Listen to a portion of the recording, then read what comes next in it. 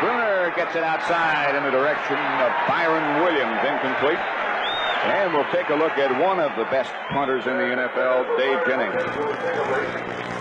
Two of the very best are here today. Ray Guy, of course, for the Raiders.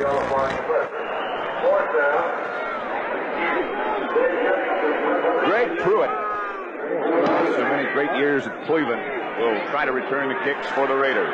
Penalty marker down already. Pruitt gets to the outside, dances to about the 43 before he's brought down by Lawrence Taylor. You know what happened on that play, Pat? The Raiders had too many guys on the field. The defense was coming off, and they didn't get off the field. So that's going to be against the Raiders, and that's an undisciplined thing. Doggone it. When it's third down, you have to get off. Illegal procedure against the Giants.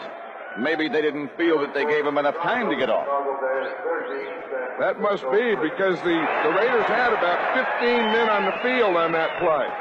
In fact, I think they changed it there, Pat. That was against the Raiders. It was against the Raiders, okay. And that will probably be enough for a first down.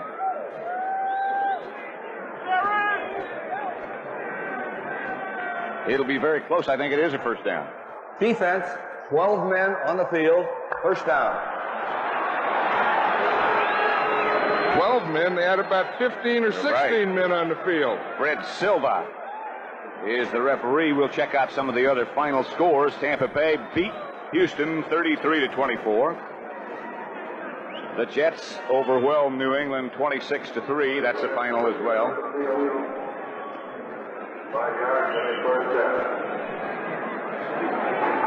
First down, Giants. Just outside their own 40. No score as yet. Butch Woolfolk, the lone setback. Scott Bruner is the quarterback. Ernest Gray in motion. Outside quickly to Gray. Raider defense gets out, reacts quickly, led by Bob Nelson. But it got good yardage nevertheless. Phil Piquel has taken the place of Lyle Alzado at right defensive end. There he is, number 71. And there is Lyle Alzado over on the sideline, checking his ankle. Lyle Alzado is a guy that comes off the bus or into the locker room ready to play. I've never seen a guy get as fired up to play a football game as Lyle Alzado. Byron Williams in motion. Woolfolk, the ball carrier, cuts back inside. Good yardage. Another Giant first down. Bob Nelson on the tackle. Raiders think a lot of number 71, Piquel. Well, you know, he was a rookie. He was their number 2 draft choice from Rutgers. And he said that he came in and he's just strong. He plays a run. He plays the pass. Watch him right here on Brad Benson. Benson does a good job because Piquel gets up too high. You see, he was standing up, but he did a nice job of getting off the block and back in and helping the tackle. But Woolfolk got the first down, so the Giants move into Raider territory. John Mishler. That's the final score. New Orleans beats Minnesota 17-16. Big win for the Saints. And a big loss for Minnesota. More than any NFC Central is, well, unpredictable. How about that NFC West? It's the same thing. The 49ers lose today to Chicago. New Orleans wins. They can get back in that thing. Of course, the Rams are playing not too far from here against Buffalo. So a lot of things could happen in both of those divisions before this day is over. 2nd and 9. Woolfolk got only one. Byron Williams without wide to the right. Ernest Gray wide to the left. Here comes Williams in motion. Bruner hit from the outside by Rod Martin. Another of the Raiders who's having an outstanding year. Hey, he's an amazing guy. He's in his 7th year now. We drafted him 8 years ago. He was our last pick, the 12th round pick. We waived him. He went on, played with the 49ers, and then he came back. He was the outstanding player in the Super Bowl a couple years ago. They just didn't block old Rod on that play.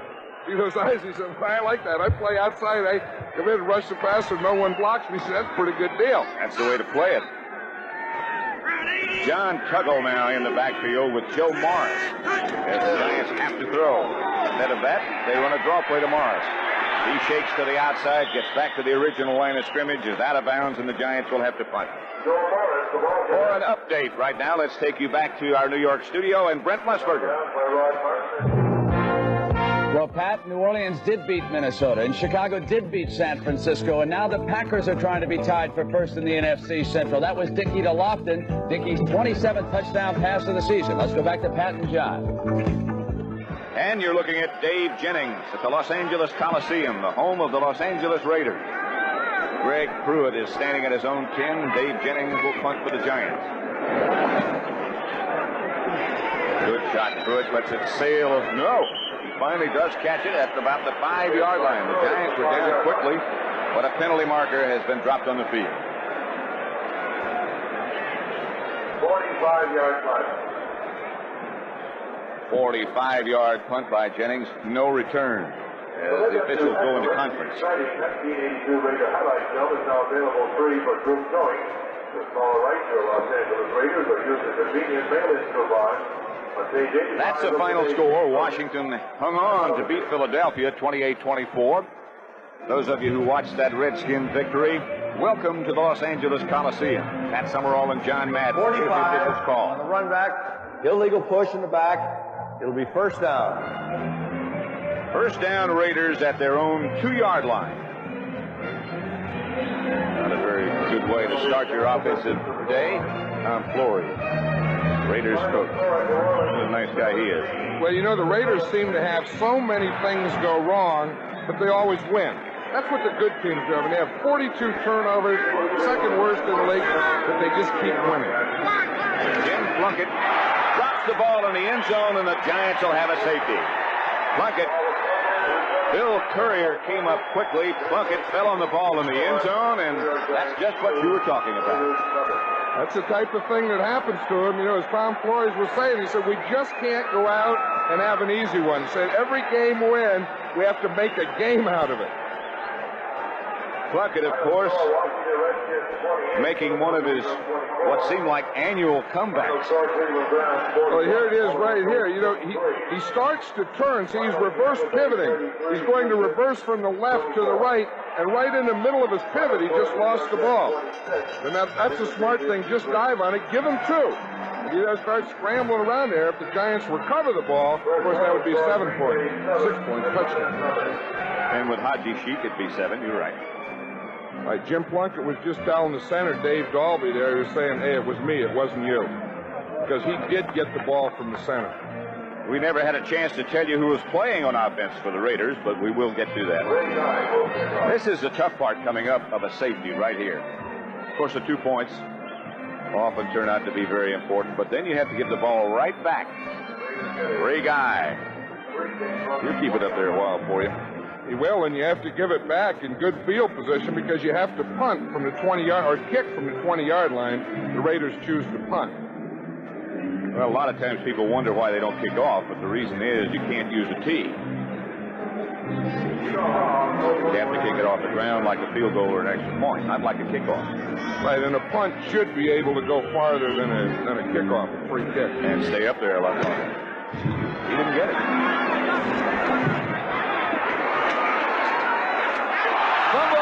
The Giants do get it back at their own 45. Mike Mayock is the man to handle it. Steinfeld is the one who made the recovery.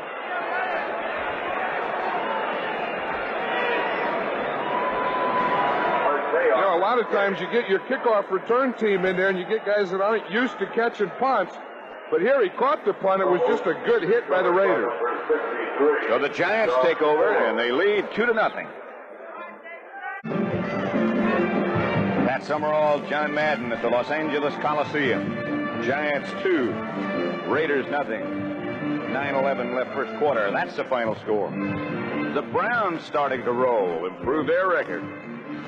Green Bay 7, Atlanta nothing, first quarter. 1st and 10 as Scott Bruner looks over the Raider defense. Missler in motion. Wolf looks the ball carrier. Did well to get back to the line of scrimmage. Otis McKinney came up to make the stop.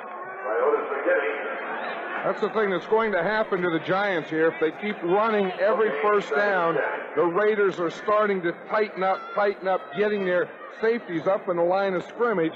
And in that time, they had an 8-man front. and that's tough to run against. Alzado is still not back in the Raider defense. It's Piquel at right defensive end and Long at the other side. Reggie Kinlaw, the nose tackle. He's a good one. Brunner back to throw. Chased by Hendricks. Away from Hendricks. Does throw. Has the ball knocked loose. Byron Williams was the intended receiver, and Ted Watts put the hammer on him. Ted Watts coming on play. You know what the Raiders are doing now is they're using 2 safeties in there. You know, they have Mike Davis, and then they have Otis McKinney in there, and they're playing the 2 safeties because the Giants are playing 2 tight ends. Now they put James Davis in as well. Bill Parcells over on the sideline. The Los Angeles Coliseum, home of the 1984 Olympics, or some of them at least. That's Missler in motion. Bruner out of the shotgun.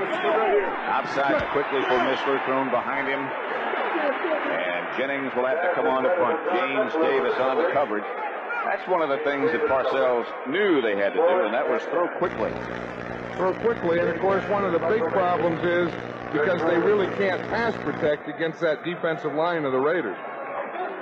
Jennings standing at his own 30. Greg Pruitt back at the Raider 10. Beautiful Southern California day.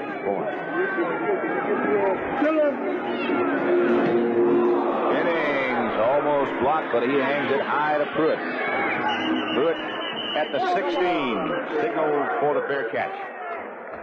Tony Caldwell was the Raider who came close to blocking that kick of Jennings, but it was a good punt nevertheless. 39 yards, no return, so a 39-yard net. Raiders have the ball at their own 16. 1st and 10 with the Giants leading 2-0.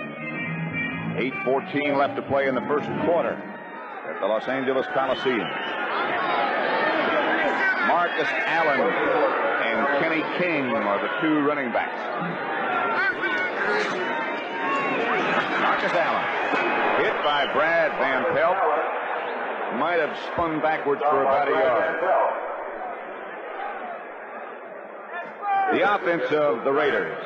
Jim Plunkett, the quarterback, Marcus Allen and Kenny King, the running backs, Cliff Branch and Malcolm Barnwell, the wide receivers. Up front, Bruce Davis, Charlie Hanna, Dave Dalby, Mickey Marvin, Henry Lawrence, and the league's leading receiver, Todd Christensen. Tight end. Branch at the bottom of your picture, Barnwell inside of him. Plunkett hands to Kenny King. No, Marcus Allen, sorry. Lawrence Taylor on the tackle. 23, Brian Kelly made the stop. The Giant defense, it's a 3-man front. D. Hardison at the left end, Jerome Salley, the nose tackle, and the rookie Leonard Marshall at right end. Van Pelt, Kelly, Carson, and Taylor. Perhaps the league's best linebacking crew.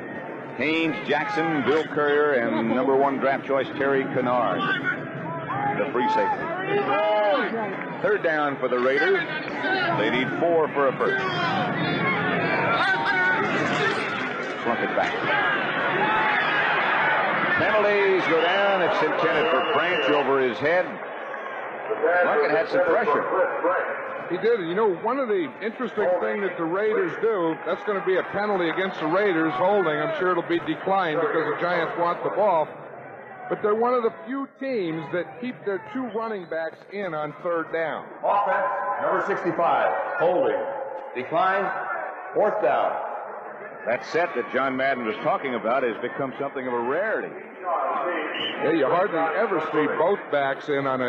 You always see 3 wide receivers, 4 wide receivers, 2 tight ends, 2 wide receivers. The Raiders are one of the few that stay in standard formation. Ray Guy to punt. Shaw back deep. Guy doesn't get it to turn over, but Shaw will handle it at his own 39. Raiders down in a hurry. Derek Jensen and Kenny Hill there, right on top of him. 39-yard punt, a 6-yard return, so Ray Guy's net is 33 yards. 6:38 left to play first quarter. The Giants get the football again. They lead the Raiders 2-0. Giant defensive unit meeting over on the sideline. Brian Kelly's big brought back to you. First down, Giants. They lead 2-0. They have the ball at their own 44. And the possession so far belongs to them.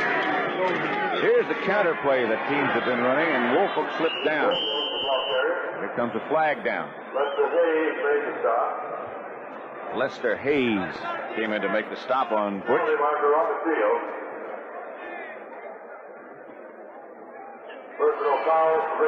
Personal foul against the Raiders. I'll tell you one thing, the Raiders are giving the Giants all the opportunity that they need here in this first quarter. Oh, they gave them a safety. Defense, number 36, personal foul, unnecessary roughness, blow to the head. First 36 down. is Mike Davis. He doesn't think he did anything. First down at the Raider 37. Gray in motion. Woolfolk on the counter play, nothing doing. Nothing doing. Still has the ball. Swings to the outside. Cuts back inside, and Butch Woolfolk, with a heck of an effort, gets something from nothing. Lester Hayes knocked him out of bounds. Rod Martin had a shot at him in the backfield. I'll tell you, Rod Martin came from that right side like he was shot out of a gun. It was that counter play. Woolfolk faked to the right, comes back to the left. Now watch here. Now what? He'll start faking to the right, and then he's going to run back to the left. But watch Rod Martin. He'll come shooting in here, right to the right of the screen right there. Just as Butch Woolfolk turned, there was Rod Martin. But Woolfolk made a heck of a play out of that thing. And Scott Bruner got a heck of a block on Rod Martin to get Woolfolk get out of the trap. Bruner outside. Malcolm Scott, the H-back, to the 30. For an NFL update, let's take you again back to our New York studio and Brent Musburger. Now the Packers get on the board again. It was a pass interference call against James Lofton down on the 1 that set up this touchdown. Dickey was on the roll, took it on in himself, and at halftime we'll hear from Washington Redskins fullback John Riggins. Back to Pat and John. Giants out of the huddle, third down. Line of scrimmage, the Raider 29. They need 2 for a first down. They send Missler in motion. Bruner backpedals. Pass knocked away by Bob Nelson and very nearly picked off by Nelson. Intended for Ernest Gray. So here comes Ali Haji Sheikh. Missed only 3 field goals all year. So you talk about a bright spot in this Giant defense. It has to be this guy, Ali Haji Sheikh.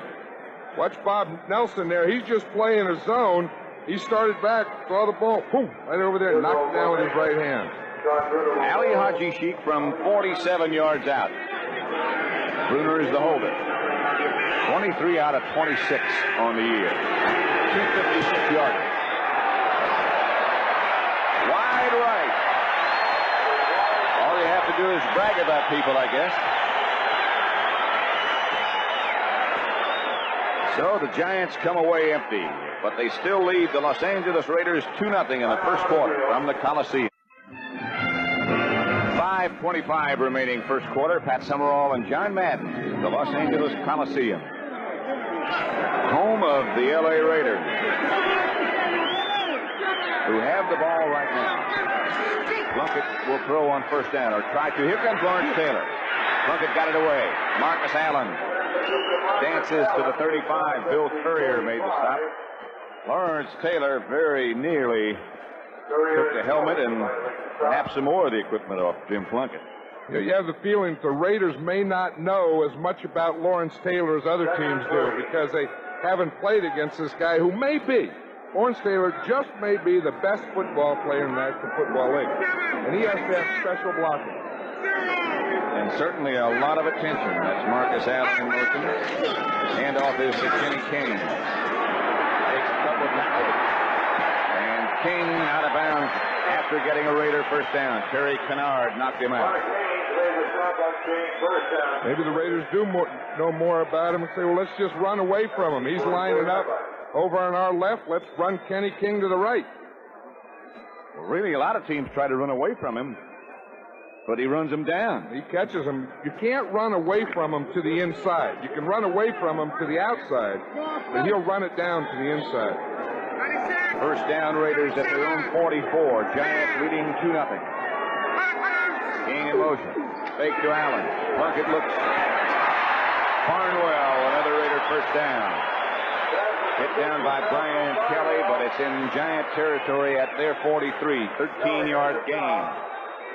I'll tell you one thing that they did. They kept their tight end, Todd Christensen, in, their leading receiver, the leading receiver in the whole NFL. They kept him in on that pass play to block Lawrence Taylor. That's Malcolm Barnwell, who caught the pass, who seems to be injured or shaken up or wind knocked out of him right now.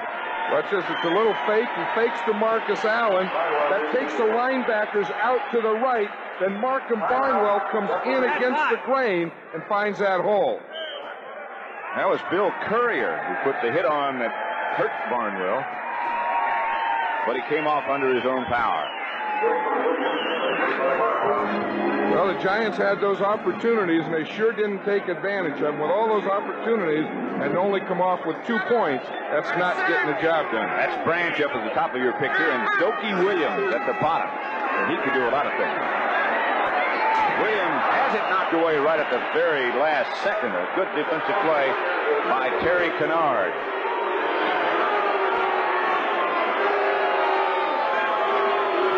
Let's watch Lawrence Taylor here, number 56. We'll see how they're blocking him. He started in the middle, so they didn't know where he was. Shifted to the outside. Now the Raiders are putting their tackle, Bruce Davis, out on him. He does a nice job. See me, just gets square, turns him to the outside, gives Plunkett time. It has to be somebody like that. Somebody that big to handle Lawrence Taylor. Someone that big that can get to him that quickly. 2nd and 10 Raiders. Barnwell back in action, goes in motion. Marcus Allen jumping over a couple of tacklers. Jumped over Mark Haynes and got about 5. I'll tell you, there's a guy that they love down here, is that Marcus Allen. They say that he can do it all. He runs with it, he blocks, he catches. He's had a little problem fumbling this year, and Tom Flores said, I don't know what the heck it is, but what do you say to a great back when he fumbles? Maybe that's part of doing it all. I think so, because, you know, sometimes to keep your balance, to make great moves, you get the ball in some funny position. That's a pretty good conversion rate you just saw on 3rd down, over 43%. Keep Kenny King in. Here comes Lawrence Taylor around behind Plunkett. They get it to Todd Christensen. And the tight end gets down to the Giant 35. Not enough for a first down, Lawrence Taylor. Let's watch it. It's a pleasure to watch. You know, Jim Plunkett has been around so long that even though he can't see from the back, see, there's Bruce Davis blocking on him. He can feel Taylor. He knows there's something there. He says, I got to get rid of that thing. Boom. Here it is, Todd. Taylor says, there it is. You see that play by Taylor? He was on Plunkett and then ended up making the tackle on Christensen. He got an assist from Andy Hedden on Plunkett. Here is Chris Barr from 52 yards out, and perhaps the best holder in the league, David Hum. Back to Williams. Barr. No. That might be asking a little too much of him. He's hit some clutch field goals this year. Won 3 games, in fact. That one no good. It's 2-0 Giants still. 2:25 remaining first quarter at the Coliseum in Los Angeles, and the Giants have a safety. Jim Plunkett fumbled into the end zone and fell on it. That's the only scoring we have so far as you watch John Missler go in there. Butch Wolf, the ball carrier. Ed Watts, but Rod Martin made a heck of a play. Oh, what a good player he is. I'll tell you, I was saying earlier, he was drafted in the 12th round. And it was funny the way he was drafted, Pat. I was, of course, with the Raiders then, and we got to the last round, and we didn't know who to take. We're talking about basketball players from AT and IG and stuff. So I called my friend John Robinson at SC. I said, hey, you got any players just laying around there that may be good? He said, yeah, why don't you take Rod Martin? He can play. So we took Rod Martin, and now he's been a great player. Raiders showing blitz. Davis showing. There's Rod Martin. And didn't, early in his career, he was cut, was he not? That's right. The Raiders cut him. The 49ers picked him up. The 49ers cut him, and then the Raiders got him again. Watch him here. He's the inside guy here, 53. Sees that tight end block down, tackle, pull, gets right down there, flattens out, right down the line of scrimmage, and makes the tackle on the other side. With an assist from Van McElroy, who is another find that the Raiders have come up with. 3rd and 3.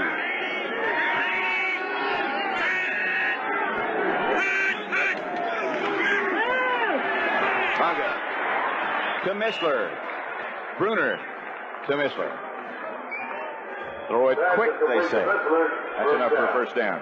That's what he wants to do. We'll see Missler here now. He just gets up here enough for a first down, turns around, hooks, Bruner, right in there on him, and they get that first down. That's not a bad play if you can stay in those 3rd and 4 or 5 situations. Where it's a terrible play is when you do that, you need 3rd and 12. 27 seconds left to play in the first quarter. Missler in motion again. Handoff is to Butch Woolfolk. Reggie Kinlaw and Bob Nelson wrap him up. Green Bay and Atlanta, the Packers, in the thick of things in the NFC Central, 14-0. Atlanta trying to stay alive in the NFC West. Kansas City 7, Seattle 7. San Diego 14-7 over Denver in the first quarter. Speaking of first quarter, that's the end of number 1 here at the Coliseum, with the Giants ahead of the Raiders by the score of 2-0. And 7. Giants leading 2-0 over the Raiders at the end of 1 quarter. Giants have rushed 13 times. Butch Woolfolk has carried on 12 of them. Make it 13 out of 14. He only got a couple. Howie Long is the man who made the hit that stopped him. With an assist from Bill Pickell.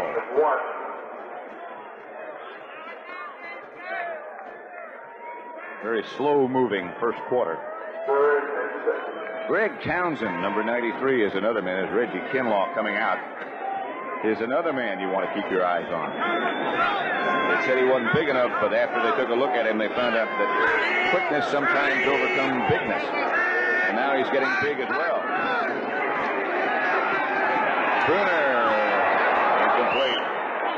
Missler was the intended receiver, but sometimes you can throw it too quick.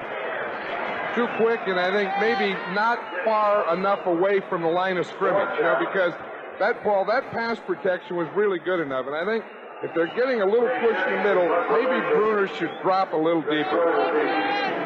Dave Jennings very quickly gets off another rocket. Greg Pruitt lets it sail, and it pops into the end zone and out. They'll bring it back to the 20. That's the ankle of Lyle Alzado, who is sort of the cult leader of the defensive line group for the Raiders. He has a bad ankle, and it doesn't look like he'll be back. Pat Summerall, John Madden at the Los Angeles Coliseum, where the Giants lead the Raiders 2-0. Second quarter, Cliff Branch out wide to the left, Malcolm Barnwell at the top of the picture. Marcus Allen. Pretty tough going in there. Listen to all that sound, all that cracking, boom, powering in there. You got to love that. Watch Dave Dalby now. He's been playing 12 years for the Raiders. He's going here against Jerome Sally. Watch this matchup here. Boom, Sally does a nice job. Gets underneath the shoulder pads. Hold that middle. Hold it, hold it, hold it. Here comes the ball. Pretty good. Spin around. He got it. Pretty good play by Jerome Sally. We ought to check that one out again. Pass by Bucket.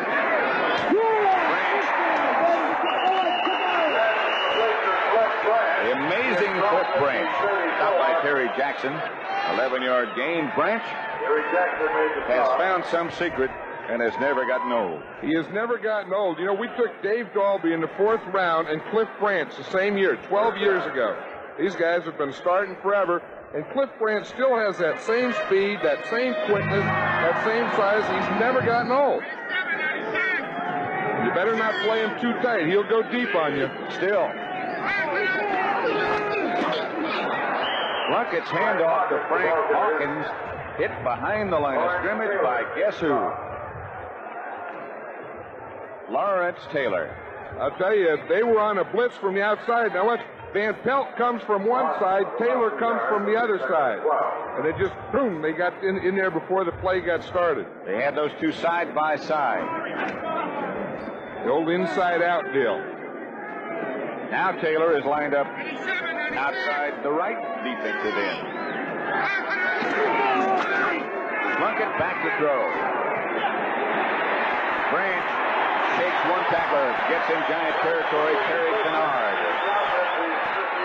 Terry Jackson, both combined to get him down, but it's an 18-yard pickup.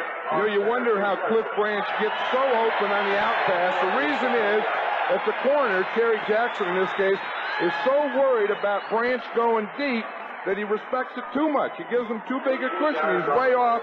Then Branch can just cut out in front and catch it in front of him. With that catch, Cliff Branch has now gained over 8,000 yards on pass reception.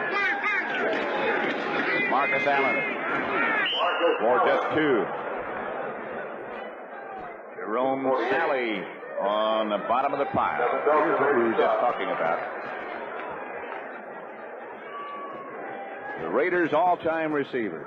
The great Fred Biletnikoff, the leader. Cliff Branch just got over 8,000, and then Art Powell. You know, Art Powell was a receiver that was with the Raiders. He was traded to Buffalo for Darryl LaMonica. That's how the Raiders got LaMonica. And Jim Plunkett is now their quarterback on his umpteenth comeback. Hawkins barrels to the 40. Lawrence Taylor made the hit that stopped him. Push to a first down. Maybe. Yes. I'll tell you, I bet you Dave Dalby made a block on that one, because if you're going to run in the middle, if you're going to run against a 3-man line, you have to get that nose tackle block. Now, what happened on that play is Sally started to stunt. He started to stunt to his left. Mickey Marvin, the right guard, boom, picked him off, stopped that penetration, and they were able to get by. Raider first down, just inside the Giant 40. Here's Allen again. And he nudges for about 3. Brad Van Pelt stopped him. Stopped by Brad Van Pelt. For an update, back to our New York studio and Brett Musburger. 37. But the Packers are having a field day against Atlanta, playing without Steve Bartkowski. Here comes Dickey to his tight end Kaufman. Kaufman battles in, and now it's 21-0 Green Bay. They'd be tied for first if they can hold on. Back to Pat and John. It's 2-0 here, but the Raiders are on the move. 9:50 left to play in the first half. Plunkett back to throw. Now he takes off. Plunkett slides inside the 30. Brian Kelly on top of him.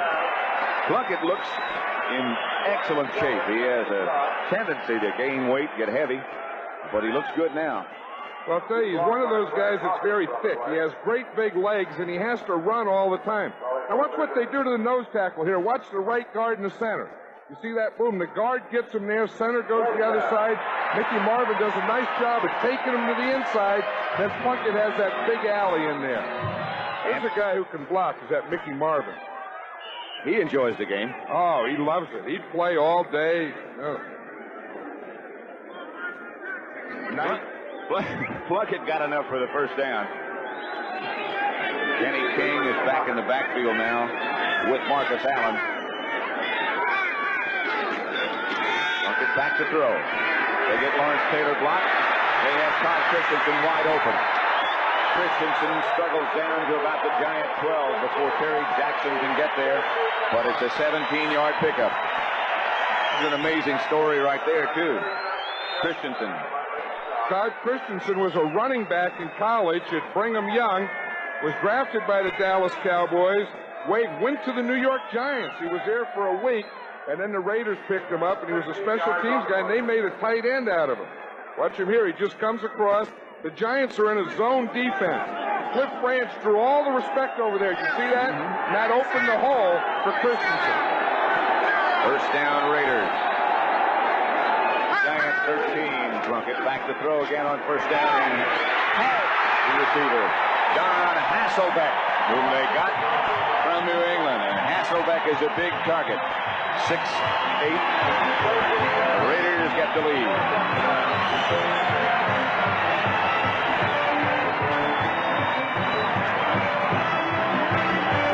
Watch that. He puts Marcus Allen, is in motion out to the right. He does a little movement here. He looks to the right. Then he comes back to Hasselbeck here. And as you say, he's a big target. The Giants were in pretty good position. He had 3 guys there. But Hasselbeck was just too big. Whoop, right over the top of him. A good throw by Plunkett. Far for the extra point with Hum holding. Right down the middle. Watch that touchdown. This is what happens when you have a 6'7" tight end. We'll see it right here. See, Plunkett can see him pick him out all the way. Look at that. You can throw it up over everyone right into Hass. That was a heck of a throw. It really was. There's the man who just scored the Raider touchdown, the only touchdown of this contest so far, Don Hasselbeck. Big target sure helps. He's caught 2 passes, by the way, as a Raider, both of them for touchdowns. John Tuggle. Slip. Tuggle to about the 25, but flags are flying all over the place. Derek Jensen down to make the hit that stopped Tuggle. Raiders just went 80 yards in 10 plays against the Giants. And in that drive, that 80-yard drive, Plunkett was 4 for 4 for 57 yards. Plunkett looks like he is playing with a lot of confidence at the moment. Well, you know, he started out as a Raider starter this year, and he was replaced On the by run Mark back, Wilson. number 84 on the receiving team. Illegal block above the waist. First down. Dick Moat. And then Mark Wilson had the injury, and so Plunkett was able to sit on the sideline and watch. Sometimes that helps a guy. Tom Flores said he's been much, much better since his return. Bruner has Woelfel into the long setback. Here comes that counter play. Woelfel takes it outside. Doesn't take it far outside. Ted Hendricks, number 83. Ted playing a little bit hurt. Here's the play. Watch this. We'll see it's a counter play. Woelfel will fake a little to his left. See, it takes that little counter step, and now that allows his offside tackle, Brad Benson, to get in front of him. 60 there. You see, the only thing is Benson ran right by Hendricks. Hendricks is 6'7". You have to be able to find him. He's like a tree out there.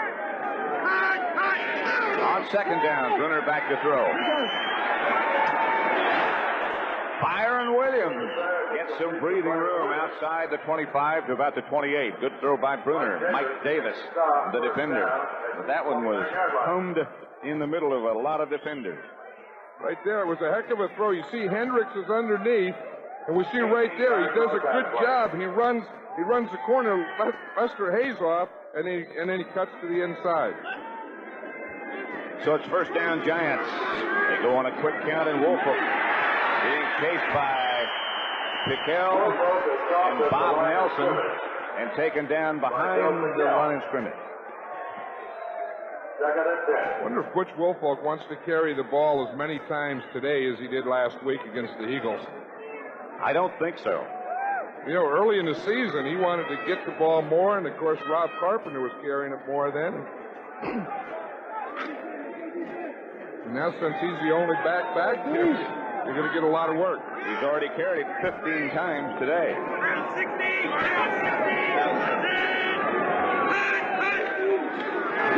On the draw play, Bob Nelson reacts quickly. A little altercation going on between Howie Long and one of the Giants. I don't know that I'd want to get into an altercation with him. Look at the arms on that guy, and that Howie Long. I'll tell you, he is something. 51, of course, is Nelson. Third down and long, and that's Howie Long. I tell you, we watched films of him yesterday, and I think we both agree that he may be the best defensive end in the league. Wow. Well, he's got everything. Good technique, good quickness, great strength. Bruner steps up into the pocket. Incomplete. Flag is down, however. Penalty is going to be against Mike Haynes. Byron Williams was the intended receiver against the Raiders. Defensive pass interference, number 22, first down. Of course, Mike Haynes is playing in his second game as a Raider. He played some last week against Buffalo. He's just gotten in the game here in the second quarter. And we see him here. You see, he's the outside guy. He starts in there. He's okay. He bumps. Now the ball's in the air. It looked like he made contact before he got there with his left shoulder. So it's a first down, Giants. Out there, 7. 3 have come by penalty. Bruner fakes to Woolfolk on first down. Scrambles to roll, intended for Mowat. Incomplete. As Van McElroy and Rod Martin collide. I'll tell you, that Rod Martin's all over the field. We've seen him in the backfield. We've seen him back here running with the tight end. I'll tell you, he does everything on this play, doesn't he? Lester Hayes.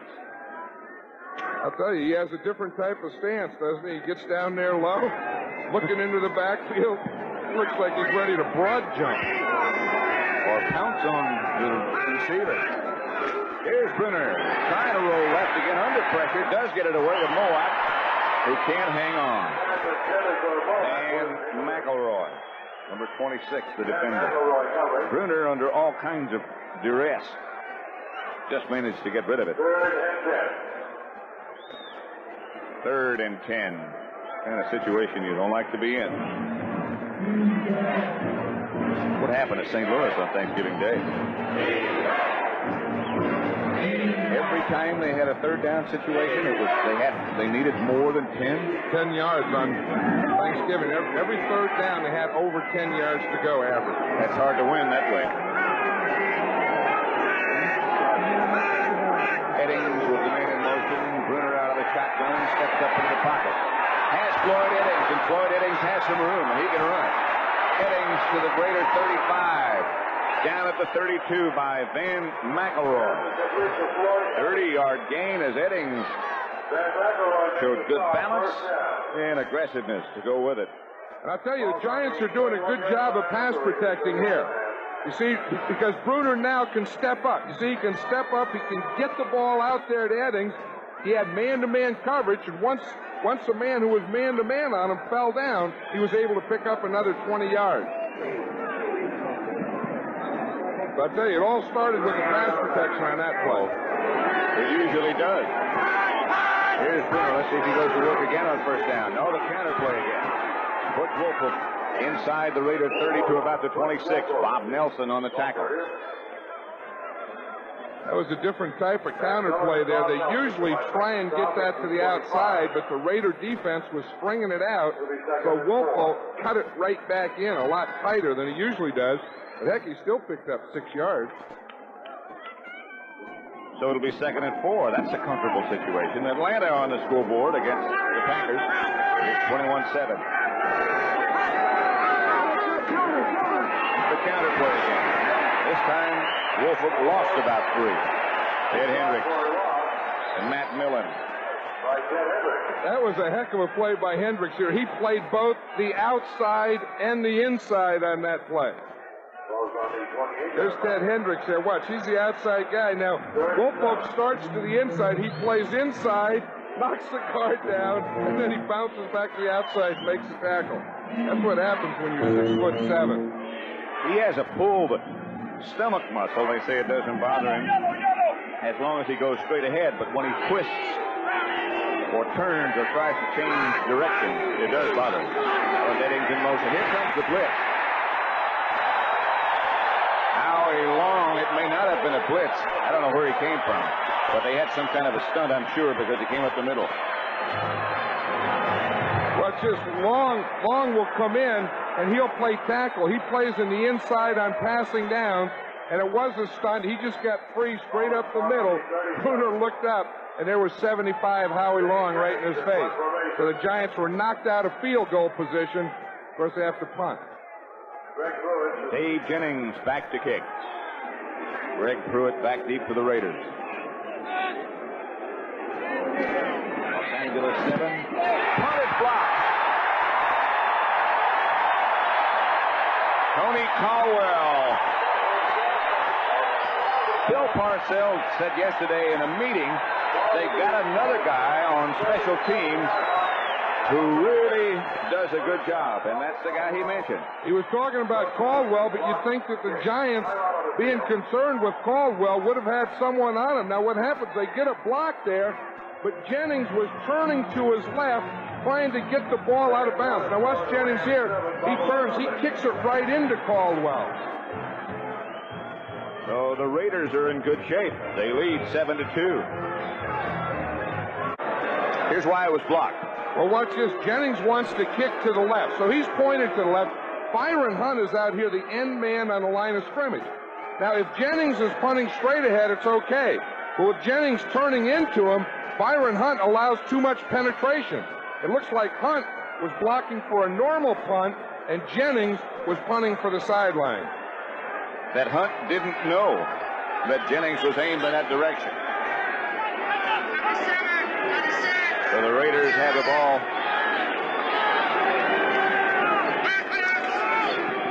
Plunkett going to work. Christensen open. Todd Christensen out of bounds at the Giant 31, knocked out by Brian Kelly. An interesting story about this guy. When he was drafted by the Cowboys, apparently they saw something and they said, we want you to try to play tight end. And he said, no, I don't want to play tight end. I'm a running back. So they had too many running backs. And he went to the Giants for a week as a running back. And is now the league's leading receiver after the Raiders convinced him that that was the spot for him. You know, originally he came to the Raiders as a running back, and they used him in passing situations, not at tight end, but out of the backfield. Funny how things develop. Plunkett again. Barnwell will get only a couple of yards out of that reception. Brian Kelly again on the stop. You know, when he first came with the Raiders, he was a special teams captain because he was a heck of a special teams guy. The other thing that they did with him, because he was such a good athlete, they made him the punt center, the punt snapper. And he's still doing that. Kansas City leads Seattle 14-7, second quarter. San Diego with Fouts, the quarterback, 21-7. The Rams leading Buffalo 7-0. Plunkett back to throw. Good protection. Intended for Marcus Allen, who had pulled up after coming out of the backfield. This is the thing, as we watch the Raiders now, we'll see it's third down and long yardage, but they don't make any of those substitutions. They'll still be there. They'll still have the two backs in the backfield, one tight end and two wide receivers. Tom Flores was saying yesterday one of the reasons they do that is because, number one, Christensen is such a good receiver, and so is Marcus Allen. And it's another way to get the ball to Marcus Allen. Said he'll get the ball 55 more times by pass reception. That's the number of receptions he had coming in. Here comes the giant blitz by Van Pelt. Plunkett. Ball is batted away by Harry Carson, intended for Christensen. That was the coolest bat away I think I've ever seen in my life. Harry Carson was like he was standing out in the park there. Watch Carson. He's 53. He's playing a zone. So he's backing up, squaring off. Look, he sees Christensen there. Let's see if we can see it when the ball's there. Watch it. He just reaches in and goes, whoop. 47-yard field goal. 47 yards out for Chris Barr. This one he can reach.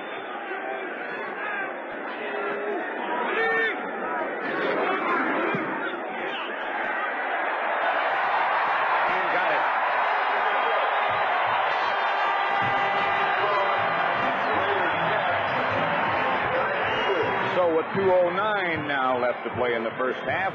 It's the Raiders 10, the Giants 2. At the Los Angeles Coliseum, Pat Summerall, John Madden. The Los Angeles Raiders lead the Giants by the score of 10-2. Chris Farr to kick off. Butch Wolfel. John Tuggle now has it. Tuggle outside the 20. Jeff Barnes down to make the hit. Tuggle got to about the 23. Jeff Barnes made the stop. And we will probably have before play, and we will have indeed, the 2-minute warning before anything else happens. The Raiders 10, the Giants 2. 16 yards on the return. Many around the league today. Still no Lyle Alzado at defensive right end for the Raiders. Otherwise, it's the same as they began.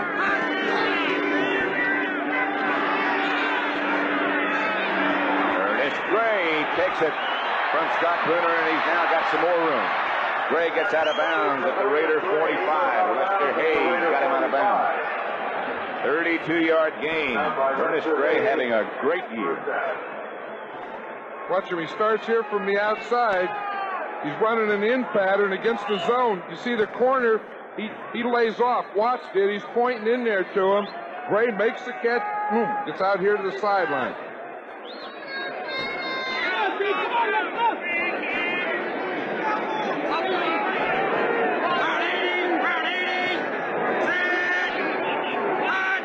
Number 45, Brunner back to throw again. Aaron Williams. Haynes finally makes the stop inside the 15. Lester Hayes on the assist. Aaron Williams flashing a little foot speed. Bill Parcells wants a timeout. Now, I'll tell you, he hit an in from the left side to Gray and an in from the right side to Williams. The Raiders are playing off, and that's a heck of a pass pattern here. You see, they're playing off. They're giving too much cushion out here on the outside, and we just see that in get in there, and they have a big hole right in the middle on both those plays. The Giants come roaring right back in good shape.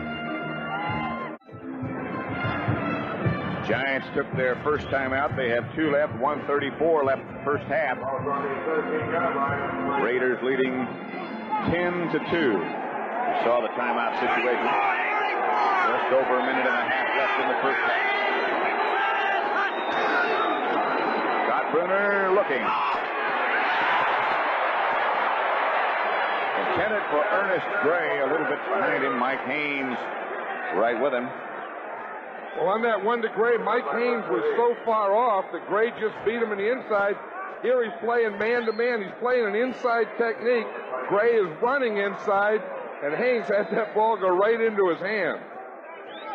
It's tough to run an in down there in the goal line when the corner is playing the in. What they should do is come back with that same thing and run a corner. Bend them to the inside and then back outside. Of course, Mike Haynes hadn't been here that long, hasn't played that much this year. Missler doing the motion. Raiders on a blitz. Brunner gets it away. Incomplete. No flags. Mulledy was the intended receiver. Van McElroy was out there with him. This one here is good pressure here on Brunner.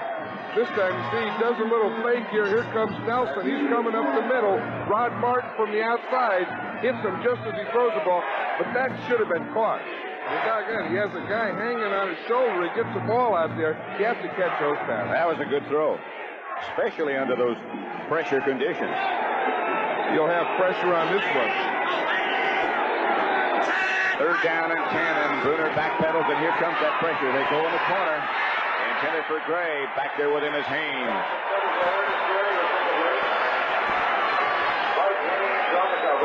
Here comes Ali Haji Sheikh.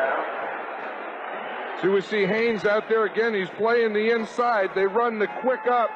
Now, the thing that Gray did wrong there, Pat, you should bend him in a little. Bring him in. Get that corner to think you're going inside because he's playing inside. Then you get a little room to the outside. Gray just went straight up, and Haynes just stayed right with him. from 31 yards out. Ali Haji Sheikh with Scott Bruner holding.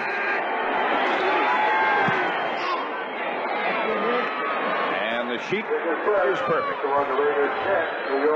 Rather unusual score at the half, 10-5. Well, it's not the half yet.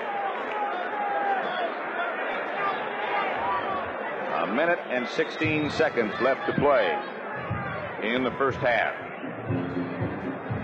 Raiders 10, Giants 5. Upcoming next Saturday, a college football basketball doubleheader at noon Eastern Time. Florida State, led by their outstanding runner Greg Allen, meets interstate rival Florida, led by their fine quarterback Wayne Peace. Then, at 4 Eastern Time, one of college basketball's great rivalries will be renewed as Bobby Knight's Indiana Hoosiers meet the powerful Kentucky Wildcats, and they did look powerful yesterday. All next Saturday on CBS Sports. Sam Bowie is back for Kentucky. They got some other players. 64 yards and 6 plays.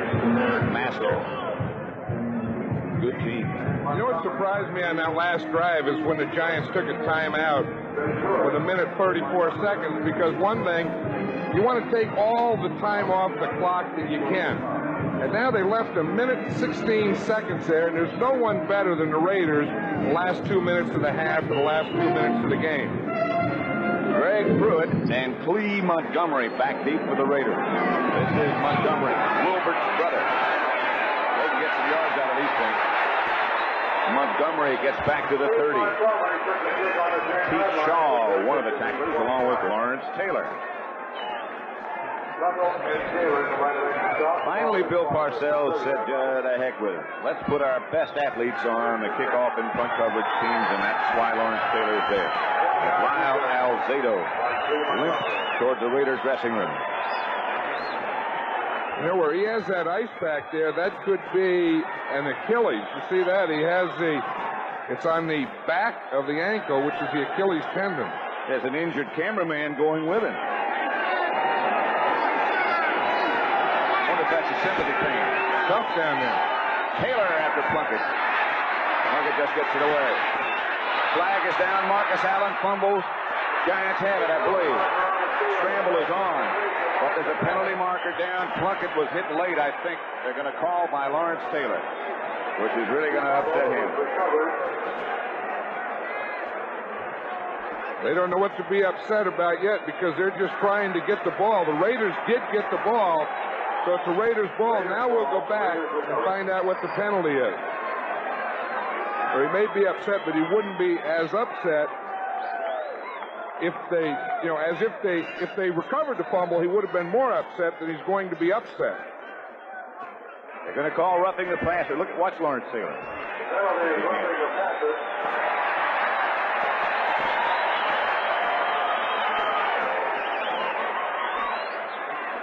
Defense, right end, personal foul, roughing the passer, hitting him from the rear after the pass, first down.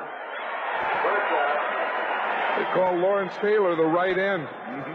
He's a right linebacker. Now watch him here. Now, Plunkett, he's going to come from the outside. Here he comes right here. Plunkett throws the ball, and he hit him after he let go. He really didn't hit him in the head, though. He just hit him in the back. He didn't get as upset as he did earlier in the year. Now he's lined up in a different place. Marcus Allen. Close to midfield before Terry Kennard made the stop. Terry Kennard made the stop. Here's just what you were talking about. 50 seconds still left to play in the first half. Well, you see Jim Plunkett coming off the side here, and Tom Flory's talking to him, and they've been in that position so often. The end of the half, the end of the game, they're behind, they need something that, doggone, there's no one that does a better job. That's a tribute not only to the players, that's also a tribute to fine coaching.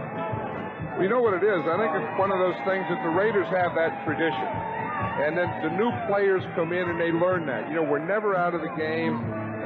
We always have time. We just have to, stay after it, keep going. And they just believe in that type of thing.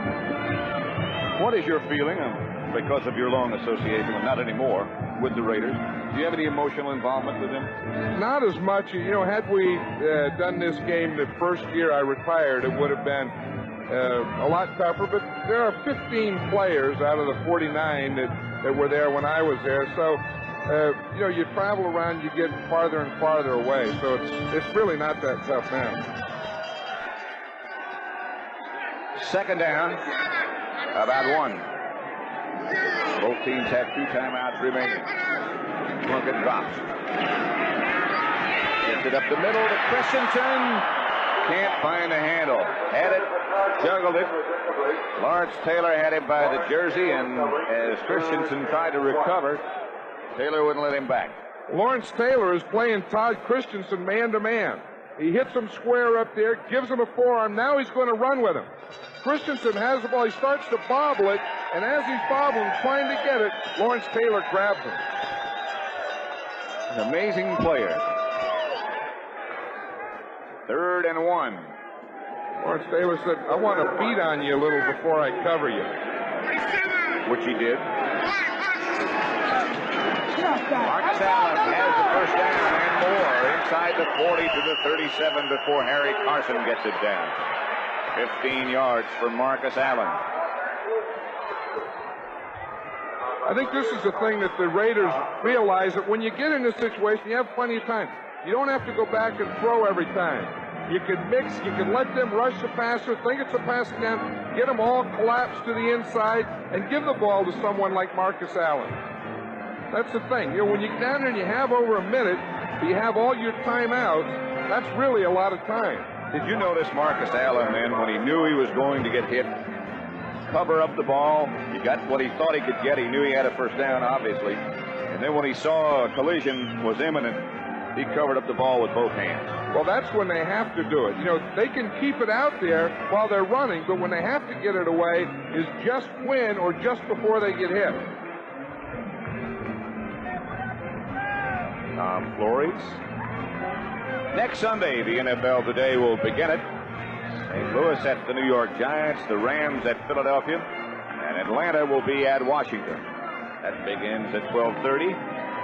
And the doubleheader will have Dallas at Seattle, Tampa Bay at San Francisco, the 49ers.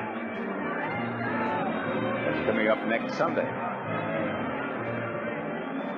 Timeouts remaining now. The Raiders down to 1 with 38 seconds left to play, plenty. And the Giants to 2. And when they have that 1, they want to save that for the field goal.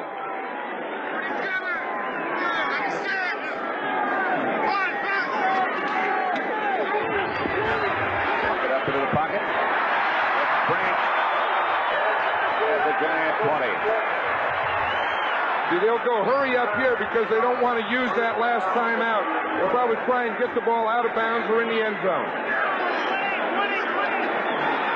Plunkett goes out of bounds. Incomplete.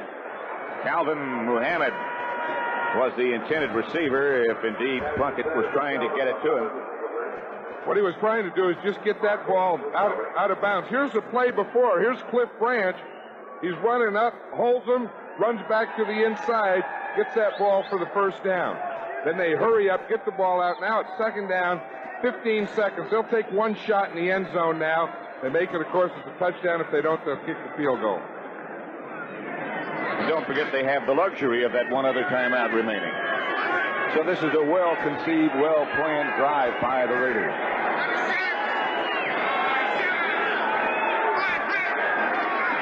Plunkett to the end zone. Branch. Incomplete. He was covered well. Phil Courier back there with him, along with Terry Kennard. He was, and of course the Giants knew that they were going to take a shot at the end zone, and if you're going to take a shot in the end zone, you'd want to do it with Cliff Branch.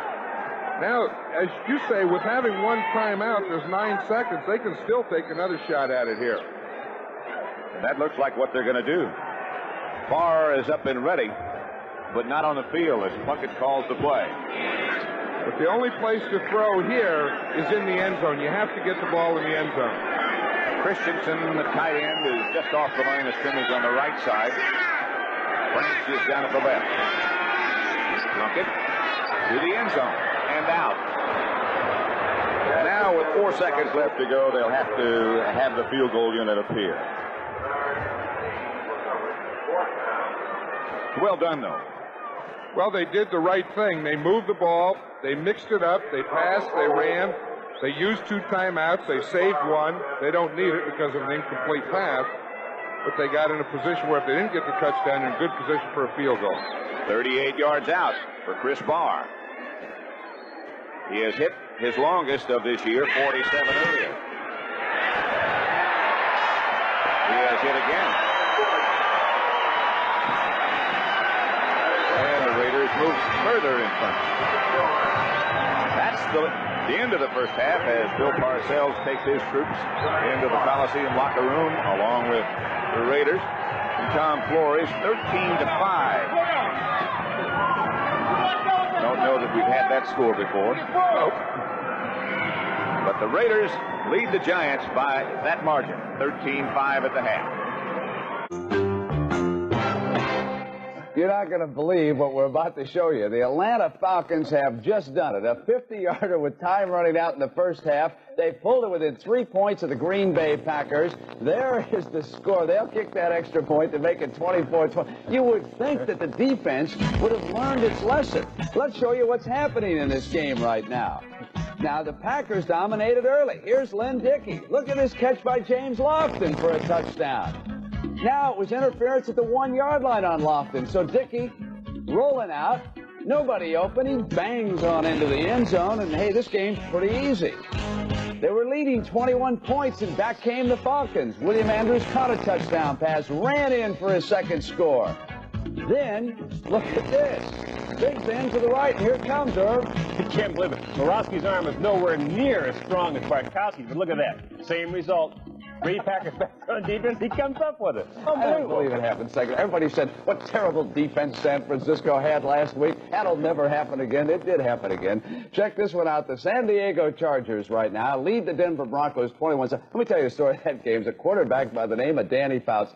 The Chargers are a totally different football team when he is back in there. He's thrown a pair of touchdown passes to Kellen Winslow, 12 of 19 for 141 yards. You know what he's getting ready for. Thursday night in San Diego. Here come Al Davis and the Raiders, and Fouts wants to be ready for that one. Seattle and Kansas City. Kansas City was ahead here, 21-7. The Seahawks have come back, 21-14. Kurt Warner has scored on a dandy 28-yard touchdown run. The Rams and Buffalo. Vince Ferragamo has thrown 2 touchdown passes. Moments ago, he hit Preston Denard. That put them ahead of the Bills by a score of 14-7. And, of course, the game you're watching here, the Raiders, they always find a way. They lead the Giants right now by a score of 13-5. Now, here came the safety, the Giants on the board. Jimmy Plunkett just simply couldn't get the handle, and the Giants stormed in on him. But you know it's not going to take the Raiders long. No way. They know how to win. You know, we talk about that a lot with that club, but they know how to win. Here's a quick pass to Don Hasselback for the score, and, of course, the Raiders lead at halftime 13-5. I still can't get over the Atlanta Falcons. Hey, we got more scores and highlights. We'll hear from John Riggins. That's coming up on the NFL Today after these messages from your local stations.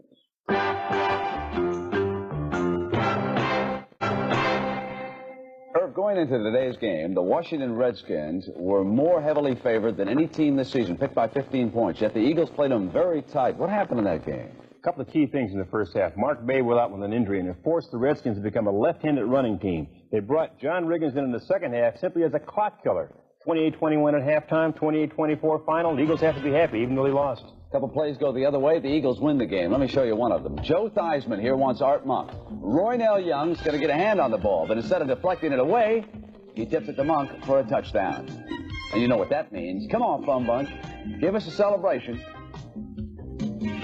They do it together now, don't they? And how about this combination for the Eagles? You have to love this guy. Mike Quick is averaging over 22 yards a catch. There's another touchdown for him. The big fella, John Riggins. 2 more touchdowns, 21 on the season. A record. You're really going strong, John. I've had an awful lot of help this year, and I've been fortunate that everybody seems to go out of bounds on the 1 or the 2 yard line. So I've had a lot of 2-foot putts this year. But they say, what is it, you drive for show and you putt for dough. So I feel pretty good. John, the Redskins didn't need a 2-foot putt here. Watch downtown Charlie Brown. Slip a tackle and he's gone. Touchdown, Washington. John, you got to be thinking now about the Dallas Cowboys 2 weeks in Dallas. When I saw Dallas play Thursday, of course, I was kind of hoping they might lose. But at the same time, a loss by Dallas on Thanksgiving Day wouldn't have done us any good if we don't go down and beat Dallas in Dallas.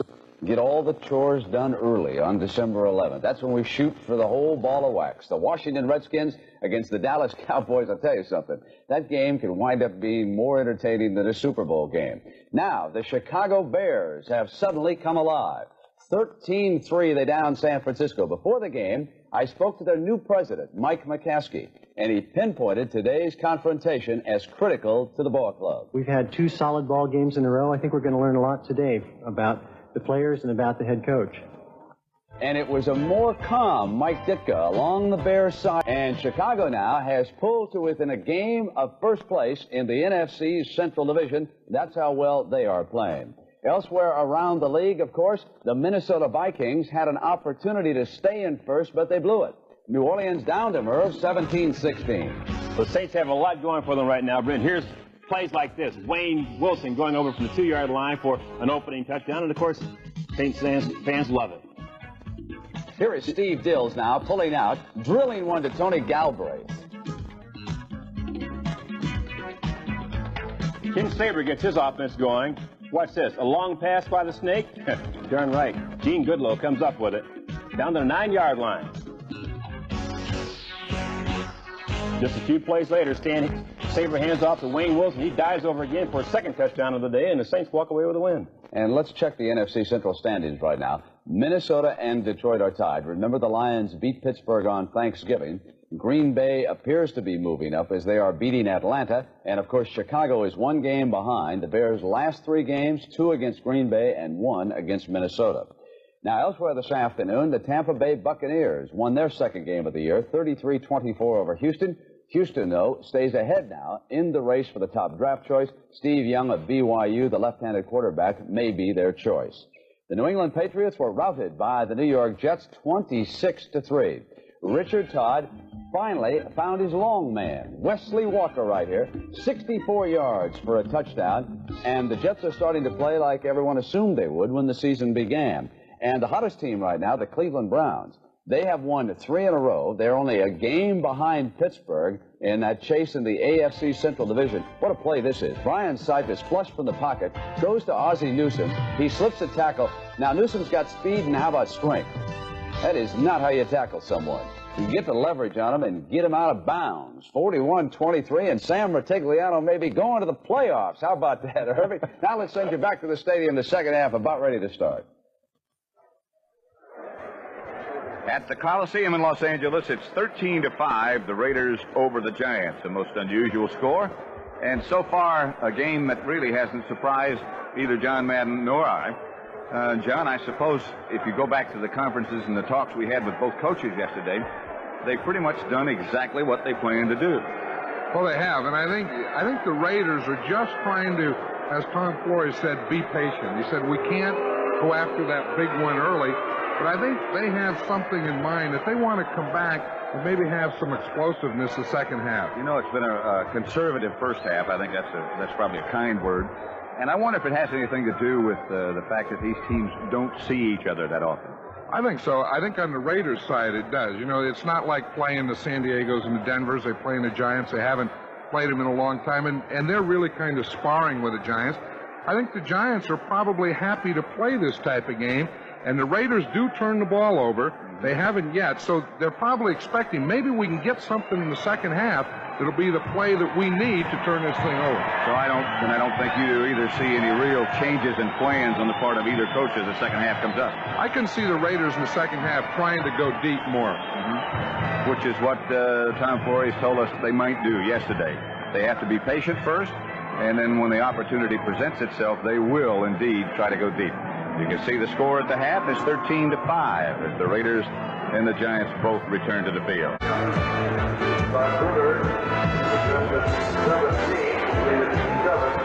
As John Madden and I were talking just a minute ago, there have been only 2 previous meetings between these two teams. Raiders won them both. So unfamiliarity might be a factor on both ends of the field. This is going to be Cleve Montgomery. Kick of Billy Hodges Montgomery almost broke out of the pack, does get back outside the 30, and Lawrence Taylor put the clamp on.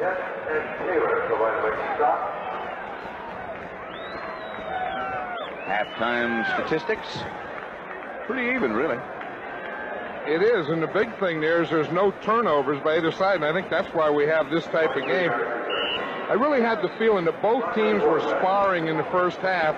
Maybe the Giants were waiting for one of those frequent Raider turnovers. They just haven't given it to them yet. Raider first down at their own 30. They lead 13-5. Plunkett had a good first half.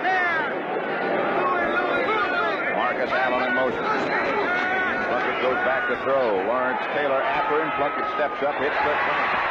Branch tripped up by Brad Van Pelt. Up close to midfield, about the 47. Cliff Branch is 35 years old. We were talking yesterday about who is the oldest starting wide receiver he might be. I'll tell you, but he looks the same. You see how, I mean, he has so much experience. He's coming across. He just feels. He feels there's Carson sitting in there. He's going to go underneath. He feels him there. Boom, he just goes up to the outside. What's 79 here? Bruce Davis. He's doing a pretty good job of blocking Taylor, keeping him to the outside. And Plunkett, feeling that pressure from Taylor, stepped up into the pocket very nicely.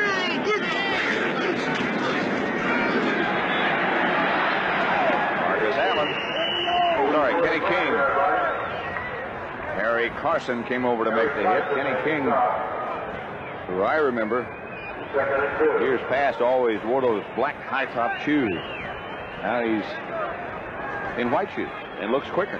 White low-top shoes. You know, it was funny. Marcus Allen was leading on that play, and he couldn't find an outside linebacker there. He just kept running. Never did find a guy out there to block. 2nd and 2. King again. Lawrence Taylor tripped him up along with Terry Jackson, but it's a Raider first down. It's a pretty good matchup here. Watch here, 32 is Marcus Allen. He's blocking man-to-man on Lawrence Taylor. But for a halfback, he takes him in there pretty good. Gets that helmet in, shoulder square, gets Taylor going back. That's not a bad block there. Tell you what, he did come firing off the ball, didn't he? Yeah, helmet to helmet, paint to paint. The Branch wide left, Plunkett. Back to throw, looking for Branch. Branch looking in the other direction to Christensen. Todd Christensen struggles to stay on his feet, knocked out of bounds by Bill Courier. Christensen doesn't look all that classy. I don't mean that with any disrespect, but he does know how to get open.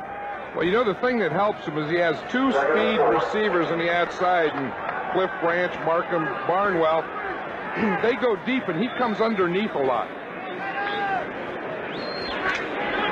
You almost have to have your name start with a C to play tight end for the Raiders, don't you? Asper, Chester, Christensen, Billy Cannon.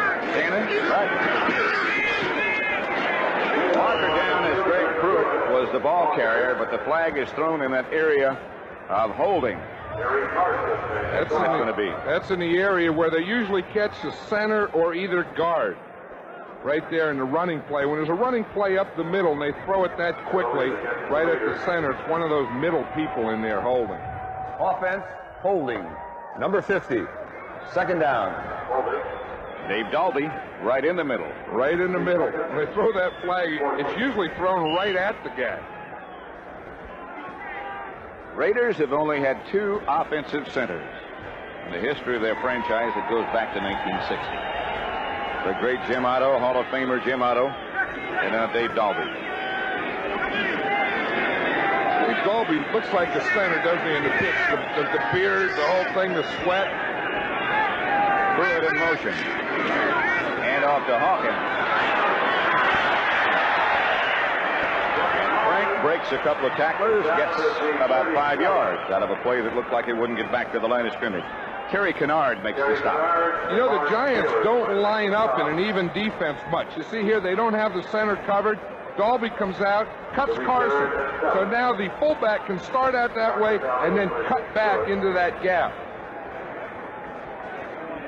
Dalby got a good block on Harry Carson, knocked him down, and then that allowed the cutback. It'll be 3rd and 7. Throwing down for the Raiders. Marcus Allen and Frank Hawkins are the 2 men behind Plunkett. Barnwell, and it's a touchdown. Malcolm Barnwell. Terry Jackson, the defender. 36-yard touchdown pass, well thrown by Jim Plunkett. Well, you know, it's just a matter of time for the Raiders. They're going to get that up. They're going to get deep. You know that's what they talked about at halftime. This situation, they caught the Giants in a press playing a tight man-to-man coverage. Malcolm Barnwell just ran that quick up. Let's see if we can see it here in the left. He's the outside guy. He starts in. He goes inside a little, then back to the outside. That's Terry Jackson on him. Good throw right over the inside shoulder. Barr for the extra point, and it's good.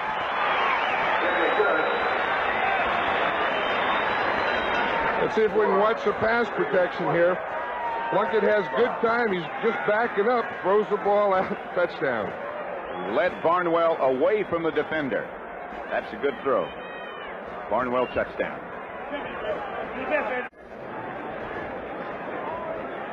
Pat Summerall and John Madden at the Los Angeles Coliseum. It's 20 for the Raiders and 5 for the Giants. Barr will kick off. Chases Butch Wolf 5 yards deep into the end zone, and he stays there. Joe Morris came running over and pointed to the ground. Keep your knee on the ground. Tonight on 60 Minutes. Tonight on CBS. First will be 60 Minutes, I should say, followed by Memorial Day, and then Trapper John M.D. Coming up immediately following football, there is a flag on the play. That last kickoff by Barr. I think the Raiders were offside. Kicking team, number 56, offside. Be a re-kick, 5-yard penalty. Jeff Barnes is number 56, and they'll kick it off over again. This time Barr from the 30. Ball will be kicked from the 30-yard line. You know, that deep pass to Barnwell, you knew it was just a matter of time. They just kind of sparred that first half, and that's what they look for. You know, they're setting that up the whole half, and they're trying to find the situation, find that situation where they can get it. That 3rd and long was the situation. Got the tight coverage, couldn't wait, boom, went right to it. It was 3rd and 7. And they've been going short, been going across the middle. And exactly what Tom Flores, the Raider coach, said yesterday, we have to be patient. And I think that's about as much patience as they can have, one half, and then they go in there at halftime in the locker room, and they have Polaroids. You see, they take Polaroid pictures of all the defenses in the first half. Then in the second half, then at halftime, they go in and look at these things and find how they can beat the defense. Good fire, big shot. Barr hangs it high. Butch Wolford comes up, can't find the handle. Finally does pick it up and is down at the 11-yard line. Dokie Williams was down there quickly. Well, when things go wrong, they go wrong, don't they? If they had taken it like it was, they would have had the ball at the 20. I'll tell you, he misjudged it. You see what happened there? He was back about 10 yards, and he said, geez, it's shorter than that. Then he had to make that burst there at the end. He just didn't get to the ball. Luckily, he recovered it. So Scott Bruner at quarterback brings out his Giant team, and they'll start from their own 11.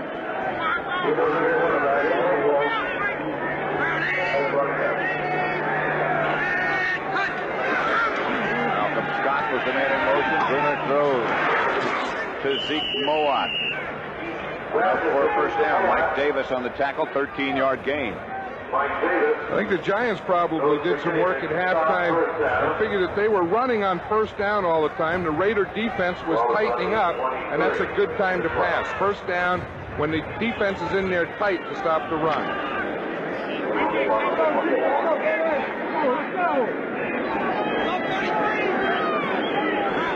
First down from the 24. To Wolford. To about the 28, 4-yard pickoff. Rod Martin. There's Tom Flores. He was an assistant for John Madden when John was the head coach of the Rangers. Good coach? Yeah. He was a real good coach. I was laughing at Charlie Sumner was saying there. He's a defensive coach. He was saying, what the heck? We hit him in the backfield. But Tom was an excellent coach. He was a very good tactician. Very calm. Just the opposite of me, a calming influence. Kind of like you. He was the Raiders' first quarterback, as a matter of fact. Here's Brunner. Hendricks jumps up. Brunner thought Missler was going to keep going up the sideline. He was covered by number 37, Lester Hayes, and Missler thought he should start coming back, and so the ball went incomplete. Ted Hendricks is a little like Too Tall Jones. When he comes from that side and he's rushing the passer, and the guy starts to throw and turns toward him, Ted stops his rush and gets his hands up. And that was what caused that pass to go that way. Big Ted, Kickham. His nickname's Kickham. Why? Stork? Matt I'll tell you. Okay. On third down. Brunner from the shotgun. High snap. He pulls it down. Ball is batted away by one of the Raider defensive linemen. Bill Pickell, number 71, is the one who got the hand up and knocked it away. Another one of those big young guys they have. I'll tell you, they're really impressed with Pickell, and this is what a young guy has to learn. You're pushing up the middle, push.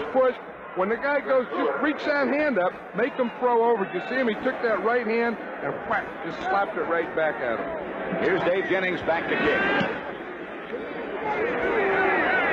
Greg Pruitt feels it. Gets away from one man, stays on his feet, is finally cut down.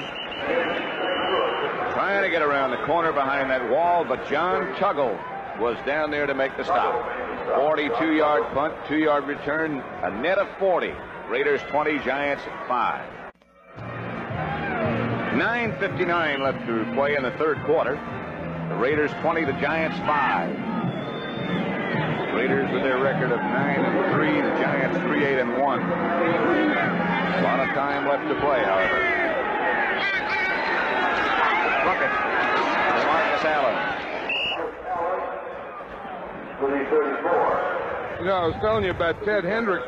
What happened is we first got Ted, and we were having a practice. It was a dummy scrimmage. Marv Hubbard broke through.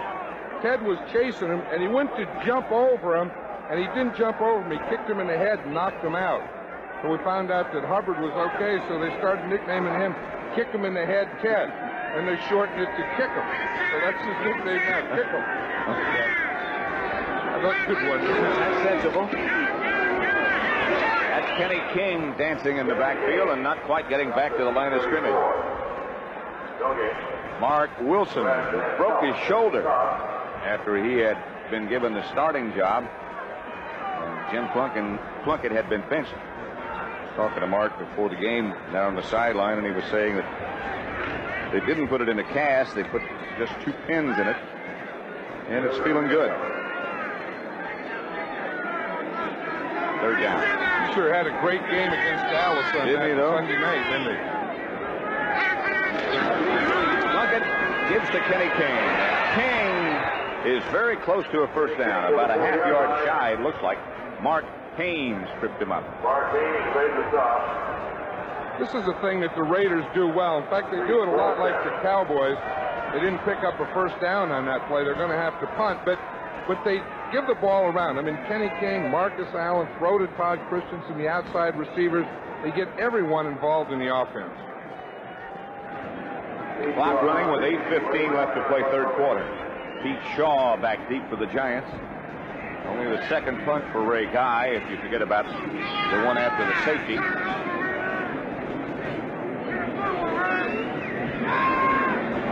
Todd Christensen, the tight end, is the center. Guy doesn't get this one. It bounces away from Pete Shaw. You heard him say, get out of the way. It turns out to be a pretty good effort by Ray Guy. 20-5, the Raiders lead, and the Giants will start at their own 16-yard line with 7:48 left to play in the third quarter. Raiders, who have been coaches of the year, Al Davis, now the managing general partner. John Rauch, John Madden, who has gone on to great things, and Tom Flores, who is now the head coach. Prove the Raiders have had good players over that period of time. That's what makes coaches Coach of the Year. Good players. Bruner back to throw. Fakes to Misler. Now throws out to Misler. And Brad Benson out there in front of him. Bill Piquel, Rod Martin, and Bob Nelson all got out there very quickly. That was one of those things that was an option thing. He had the screen or the deep one, and he faked to the screen, then tried to go deep, and there was nothing there. Now watch him. He'll come out here, and he's going to look out here. See, he fakes the screen here. Now he tries to go deep. There's nothing there, so he has to come back off to the screen. Of course, he has Benson out there, and he doesn't get the block. Good hustle by Piquel. They only got a yard out of a fake screen, fake option. Back to the screen. Bruner on second down. Back to throw. Sprints out a bit. You hear that guy say down here? He said, "Way to go, kick him." Told you that's his nickname. Right. Not Stork. Ernest Gray, the intended receiver. That's John Matusak. Remember old Twos? He still walks around with a size medium shirt on that big body. Usually has a companion. A couple of other scores. Kansas City 28, Seattle 14. San Diego with Fouts at quarterback 21. Denver 7. Rams over Buffalo 14-7. Third quarter. Third down here. Misler in motion. Raiders fake a blitz. Bruner operates out of the shotgun. Ernest Gray. Ernest Gray. Lester Hayes is the only man with a shot. Now Haynes turns him back inside. Lester Hayes got out in front. And James Davis cut down Gray. 62 yards for Ernest Gray. There's a guy that's having a big year for the Giants, Ernest Gray. Bruner out of the shotgun. You know, that height really helps Scott Bruner because he can stand up there, he can see, he can find Gray in there. It looks like right here he should have just used his speed, stayed out there, keep going, got a block there, then he had to cut back and he was caught from behind. Let's watch Gordon King here. He's doing a pretty good job of pass protection. He takes Townsend to the inside, just puts him right down at Bruner's feet. That was a heck of a throw by Bruner, though, with that guy right at his feet. Ernest Gray has caught 3 passes for 99 yards already. Bruner goes back and right to work. In the direction of Gray again, but Bob Nelson was looking eye to eye with Bruner, and he had to get rid of it. I think Scott Bruner felt the pressure on that one, and as you said, he just didn't want to take the sack there, and he just threw it away because Bob Nelson, 51 there, he gets in free. No one touched him. Watch him here. Here's 51 here. See his point, a little delayed blip. He finds a hole there. There's no one. Scott Bruner sees him, says, I got to get rid of that thing. So that'll make it 2nd and 10. The Giants at the Raider 20. Myron Williams is the man in motion. Draw play, nothing doing.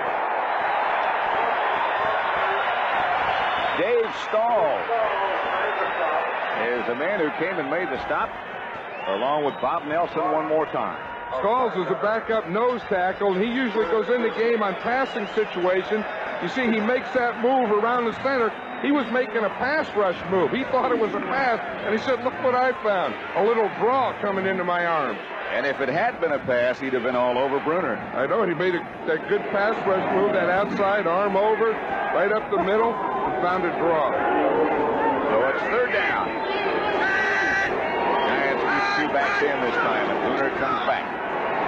Looking at Gray. Intercepted by Mike Haynes.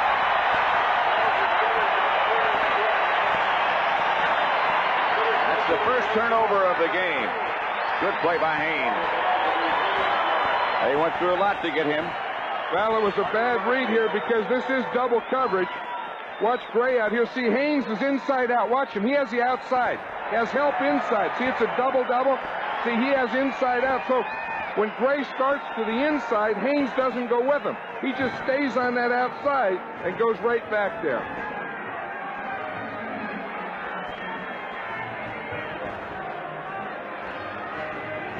Pressure on the quarterback by Jeff Barnes, and the interception by Haynes. As I said, they went through a lot to get him. His team leads 20-5.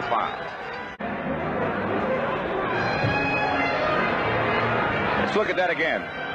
The interception by Haynes. Well, you know, in the first half, Haynes was playing a man-to-man inside technique.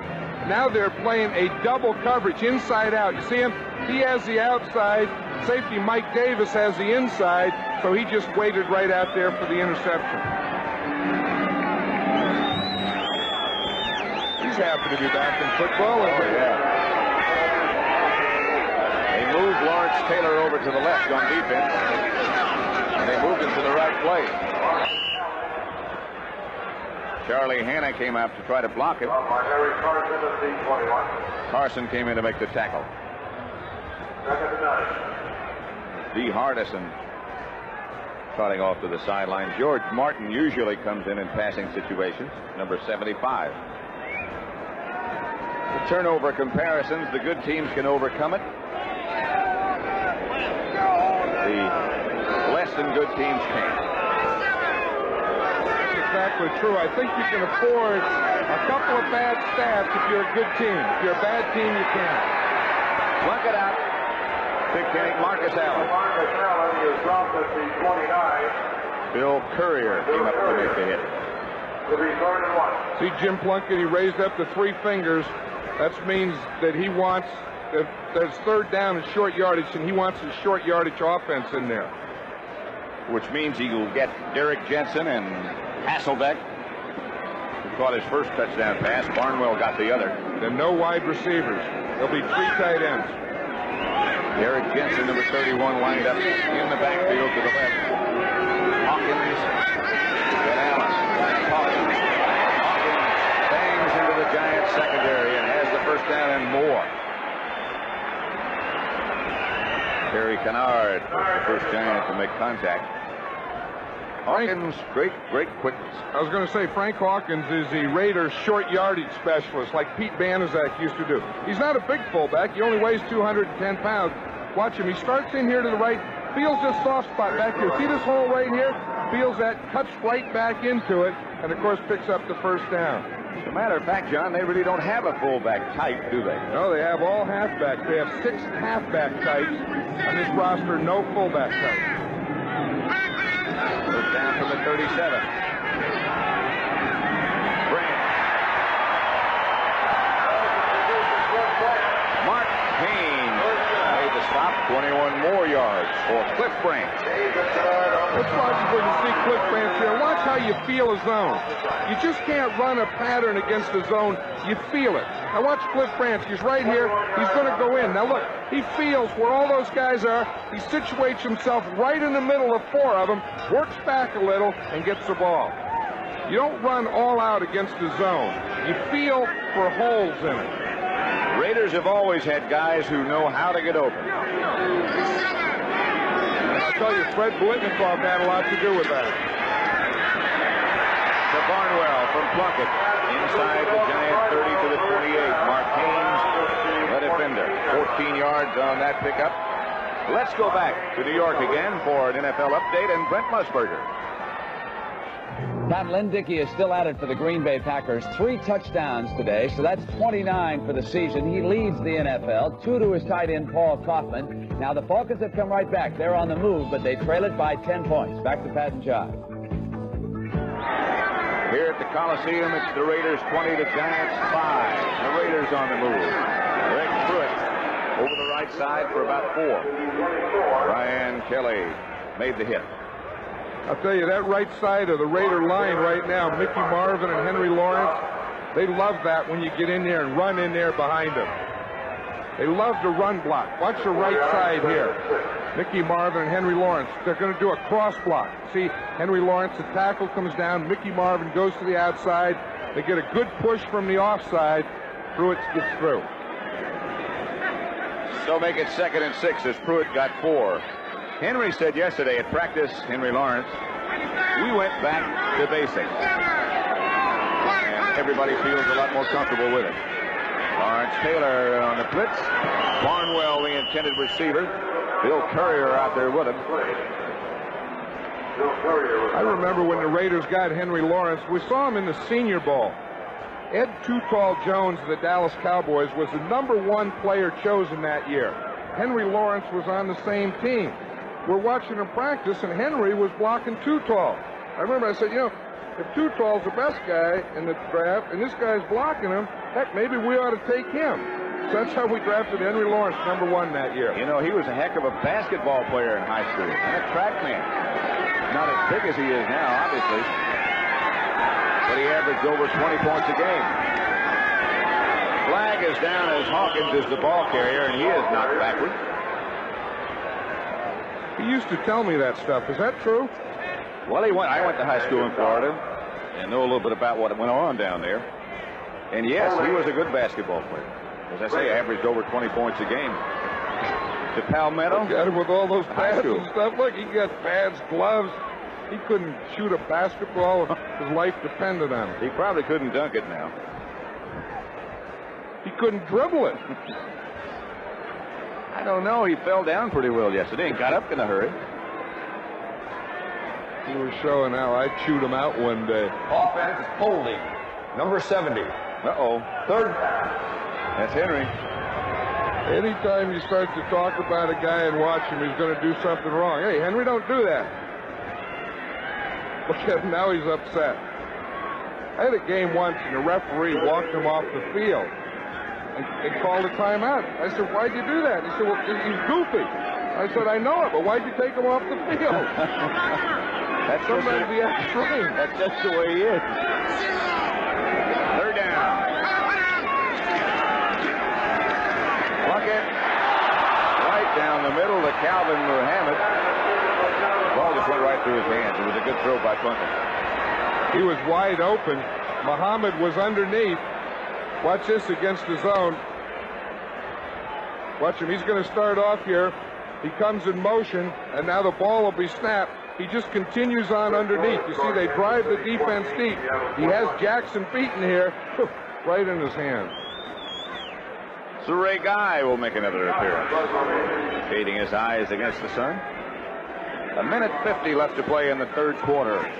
There's the score of the Raiders 20. The Giants 5. Pete Shaw back deep for the Giants. Ray Guy might run it.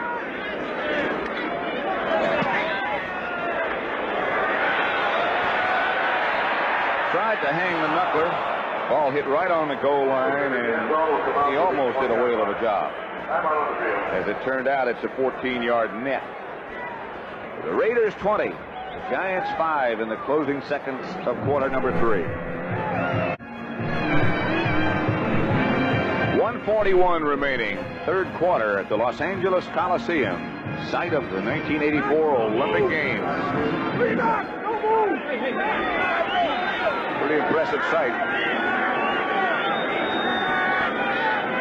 Two backs in for the Giants. Now they both come out. Malcolm Scott was the receiver, one of the Giants' two tight ends. Isn't that something? That's one of the first time that the Giants used two backs. The Raider defense was all yelling, two backs, like that was a new discovery in football. First down tendencies.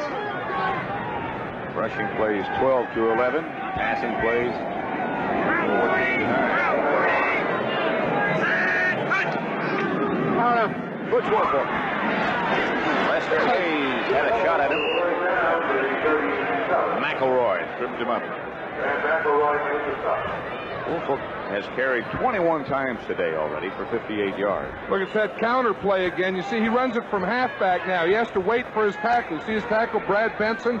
He gets out in front, makes the cut back there, makes Hayes miss, and of course McElroy makes the tackle. It's another guy that's been a very pleasant surprise with the Raiders. Dan McElroy, son of a Baptist minister.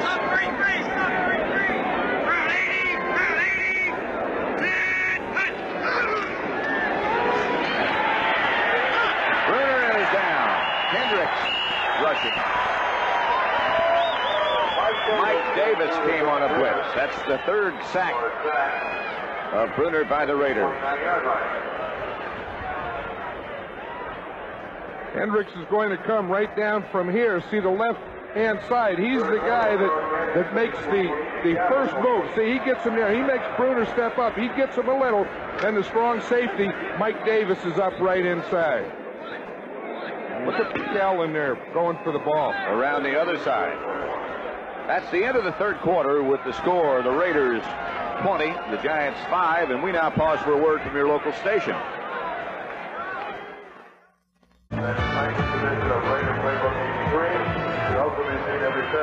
At Summerall, John Madden, the Giants out of the huddle as we begin the fourth quarter. Start from their own 28-yard line, Missler in motion. Bruner gets to Woolfolk, and he gets knocked back to the line of scrimmage. Greg Townsend on the bottom of the pile, number 93. Help from Howie Long. Well, Howie Long is normally the left defensive end of the Raiders. He's playing the right side now that Lyle Alzado is hurt. He took an inside move on that one, and he's so doggone strong that he just collapsed the whole side of the Giant line. Stalls is now, well, they're in a four-man front now. Bruner steps into the pocket, has some time. Comes out of the pocket, chased by Long, and he'll be hit by Long just as he lets it go. Pass intended for John Tuggle. Dan McElroy back there with him, number 26. Watch Howie Long here. He's the guy that we're talking about. You see, they started double. Billy Ard is blocking him. Good pass protection. Has him there a little. Now watch when he sees a move here. He starts to hustle to the outside. Says, oh, there it is to that side. Let me go get that quarterback. Doink. Dave Jennings back to punt. Holding, West 57. Somebody yelling holding. That's Greg Pruitt. They got something set up here. Pruitt gets into Giant territory, knocked out of bounds by Dave Jennings, the punter. Johnny Carson in attendance today. Sure, he's got a good seat. 42-yard punt, 21-yard return by Pruitt. Back in behind those wires and all those petitions, John Madden and me. Long way away from the field, but this is a great place from which to view. You can see everything that goes on, just about. And if you can't, with the raw eyes, you can watch it on the monitor. First down, and Plunkett goes back to throw on first. Van Pelt on a blitz. Marcus Allen. Bill Courier came up. That was a good effort by Courier to get Allen out of bounds. One-on-one, that's a challenge. I'll tell you, and Allen just took that ball and exploded into Courier. Courier had good position. Square, head up, shoulders, knees bent, and the whole type of thing. But Allen really exploded into him, didn't he? He has that explosion. He has exceeded, I think you said earlier, just about all the expectations that the Raiders had for him. They knew he was a good back, but they didn't know he was this good. Second and short.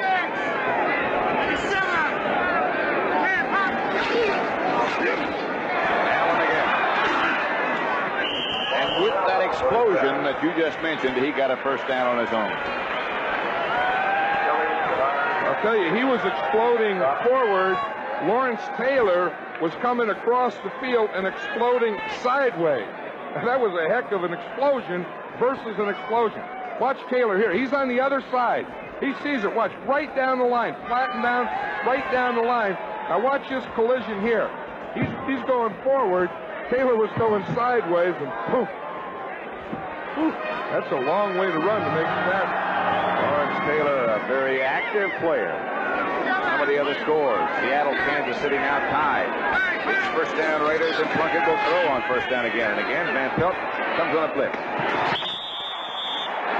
That's a good effort by Malcolm Barnwell to keep both feet in bounds. And that's something that just doesn't happen by chance. Nope, he's standing right there in the sidelines. Look, he knows where the sidelines are. He has to get the ball. Keep that left foot there, the right foot. He got it. That is something. That's balance, being able to hang.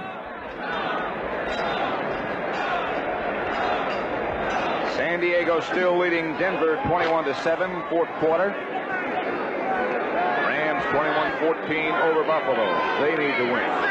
Both teams getting to that place in the season where every game is a must game. That's Penny Cannon. Dancing for a couple. That's all. Mark Haynes on the tackle. Jim Plunkett. People keep asking Plunkett why he keeps playing, why he keeps coming back. He keeps saying the same thing. I like the game. I'll tell you, you don't see that on an artificial turf field. See those birds there? They're down there getting some of those worms. You got worms in some grass field. I thought they were after seeds. Plunkett back to throw. Here comes the blitz again. Intended for Terry Christensen, and Terry Kennard almost picked it off. A penalty marker is down as Plunkett was really hit. I tell you, Kennard almost had that ball. It would have been a touchdown, but it wouldn't have counted because the Giants roughed the passer. Second time today was Bill Courier on a blitz who hit Plunkett. 12-14 left to play in this contest. The Raiders leading. Defense, the number Giants 70. 20-5. Personal foul, roughing the passer. First down. Number 70. That's big Leonard Marshall. He's a rookie. Now he's going to come right here. We see him right from the outside. We just missed him there. But he hit him after he threw the ball. I think we might have accused the wrong guy. I think it was Courier coming from the outside. Fumble! They messed up the exchange between Plunkett and Marcus Allen, and now we're in a scramble.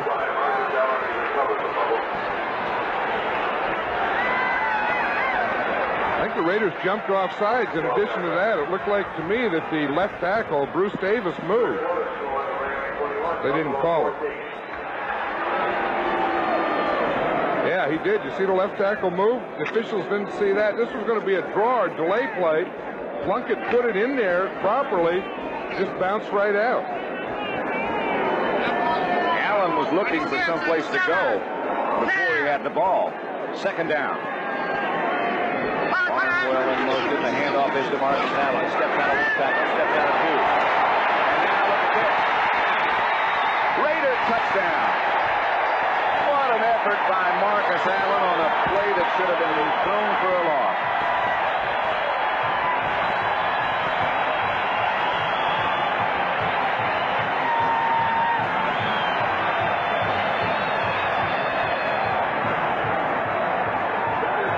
You don't teach those types of things.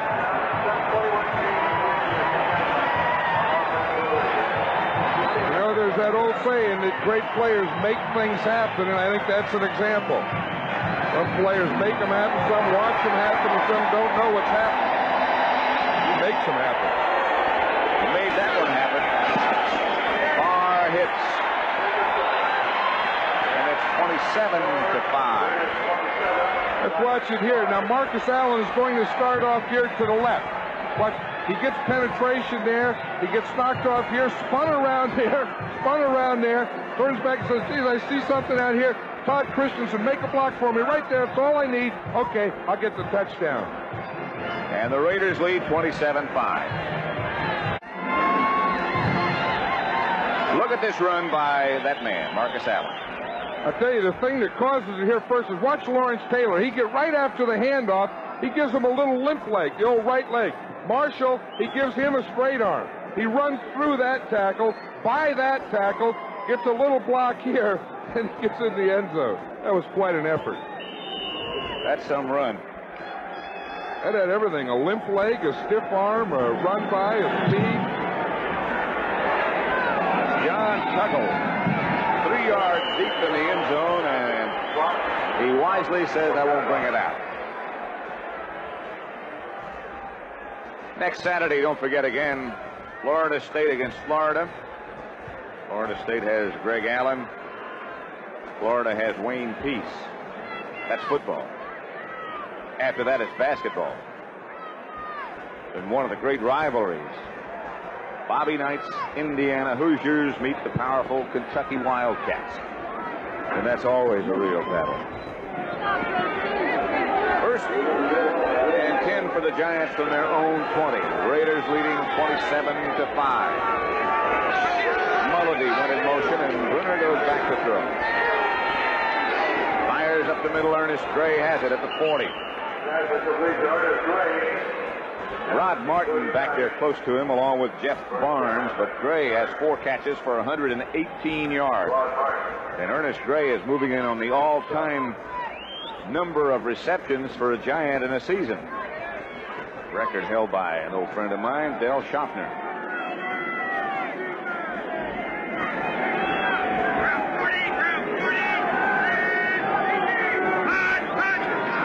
Brunner back again. Good protection. Byron Williams makes the catch.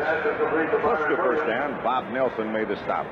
I'll tell you, if Brunner can get time, he can throw the ball in the middle because he does have that height, and he can see and find those receivers in the middle. Sometimes he just doesn't get time, and he doesn't throw the running patterns as well as he does the zone type patterns.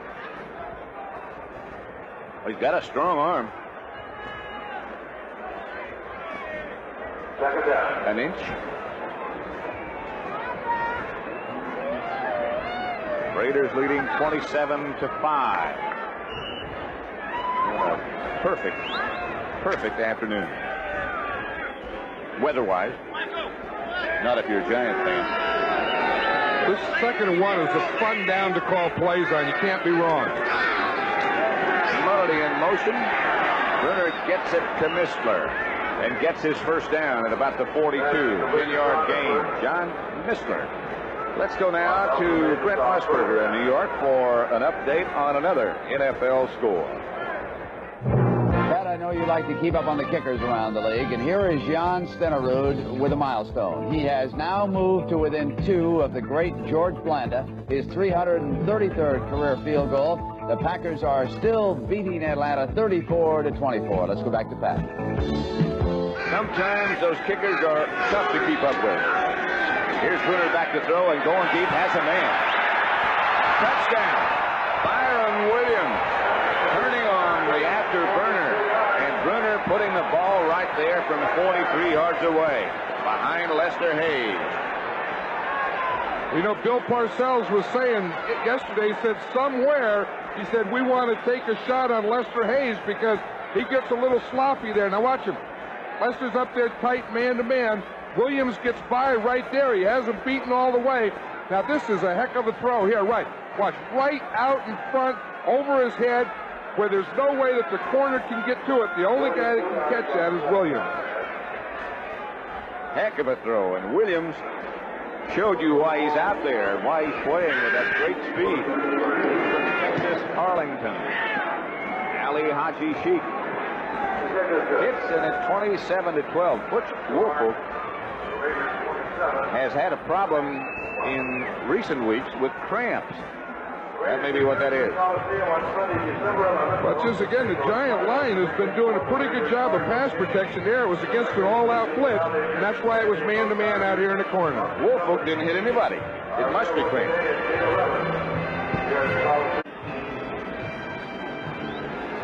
27-12, the Raiders over the Giants. Pat Summerall, John Madden, and Ali Haji Sheik set to kick off. Greg Pruitt, Willie Montgomery back deep. There is the Sheik.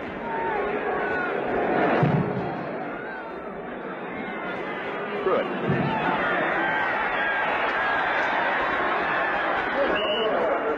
To the 25.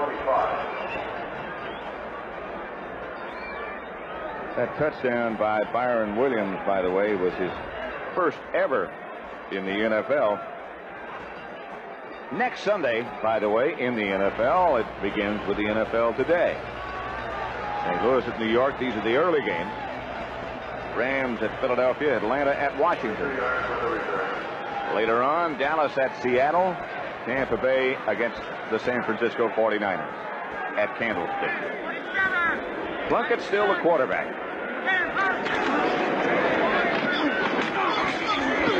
Hawkins nudges over the right side. D. Hardison tripped him up. With 2 or 3 exceptions, Gene Plunkett being one, the Raiders have a very young team. Well, they do. That's one thing that the Raiders have always done. They've always kept bringing youth in. Then, as the old retire, the middle-aged become the old, the young become the middle-aged, and you keep putting young players into your team. Plunkett looks to Branch first, then looks out to the right to Cleve Montgomery, who's now one of the wide receivers, then overthrew him. Bill Parcells looking on. Tough year for him. Another personal illness in his family, his mother and his father. And of course, they've had 24 players on the injured list at one time or another. Coming out of training camp, they were a pretty good team, and then they didn't have a lot of depth. And then once they started to lose those players, it just like snowballed on them. On third down, Plunkett back to throw. Looking upfield. Throws upfield incomplete. Todd Christensen saying, hey, I was wide open, but nobody saw him. Let's see what happened with Lawrence Taylor. That's what the fans were booing about. They thought that it should have been a roughing the passer. Todd Christensen, number 46, the tight end, snaps for punts. And here's Ray Guy, perhaps the best ever. Although he hasn't caught one today, he's about due.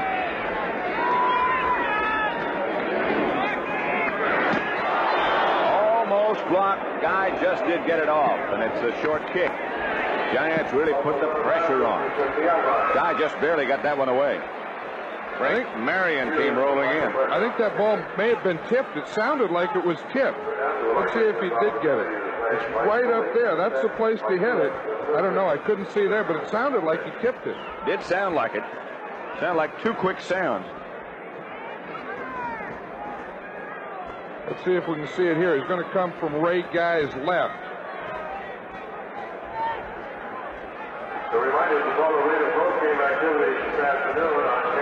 He must have gotten a piece of it. It sure looked like it. It wasn't a typical Guy effort. So the Giants take over at midfield. Lawrence Taylor getting a little breather on the other sideline. Hi, Mom. Hi, Dad. How you doing? Ernest Gray flanks out wide to the right. Giants take over at midfield. Byron Williams out wide to the left. Plenty of time left. Splinter back to throw. Woolfolk stays in to block. He went the wrong way to block. That's the 4th sack. Dave Stalls and Bill Pickell came roaring in on top of Brunner. What happened there, Brunner was trying to throw deep, but the Raiders double covered both of his outside receivers. You see him? Look, he's looking right, double coverage over there. By the time he tries to come back to the left, there's about 3 black jerseys on top of him. Now watch, here's part of a double coverage. Ernest Gray falls down right there. If you see the double coverage, that's where he was looking. So it's 2nd down and long now. Brunner back to throw, has time. Overthrows Ernest Gray, the intended receiver. It was 2nd and 19, so now it'll bring up 3rd and 19. For an NFL update, let's take you back to Brent Musburger in New York. Pat, we've got one brewing down in Atlanta. William Andrews slams in now for his 3rd touchdown of the game for the Falcons. They only trail the Packers now by 3 points. There is 9 minutes to go in Atlanta. We'll keep you up to date. Back to Pat and John. Here at the Los Angeles Coliseum, it's 3rd and 19 for the Giants. 4th quarter, 27-12 the score. Brunner back to pass. The Raiders on a blitz, and he has no chance. They're saying he was in the grasp. He got away momentarily. Greg Townsend and Howie Long back there quickly. And the Giants will have to punt. know what happened on that play? It looked like the right side of the line didn't even go out. Now watch the right side of the Giant offensive line. Maybe the ball was snapped too soon. But watch them. They're still in their stance. The ball's already been snapped. And watch them. The tackle and the guard are still in their stance. That was a mix-up on the snap count. That shouldn't happen when you're playing the 13th game of the year. Good kick by Jennings. Chases Pruitt all the way back to his 22-yard line. No place to go, and Greg Pruitt gets out of bounds. Pete Shaw shoved him out. Greg Townsend was already in the backfield before Gordon King ever thought the ball had been snapped. No, he was still there in his stance, and everything was happening behind him. Kansas City 35, Seattle 31, third quarter. San Diego has moved further in front of Denver, 28-7. And the Rams lead Buffalo, 24-14, third quarter. Rams could take over sole possession of first place. They could be the Cinderella team this year, you know? They could be.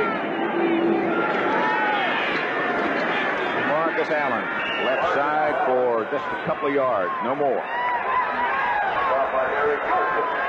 Harry Carson made the stop. Allen 13 for 64, one touchdown. Bill Parcells looking on, the Giant head coach, talking to his coaches up in the press box.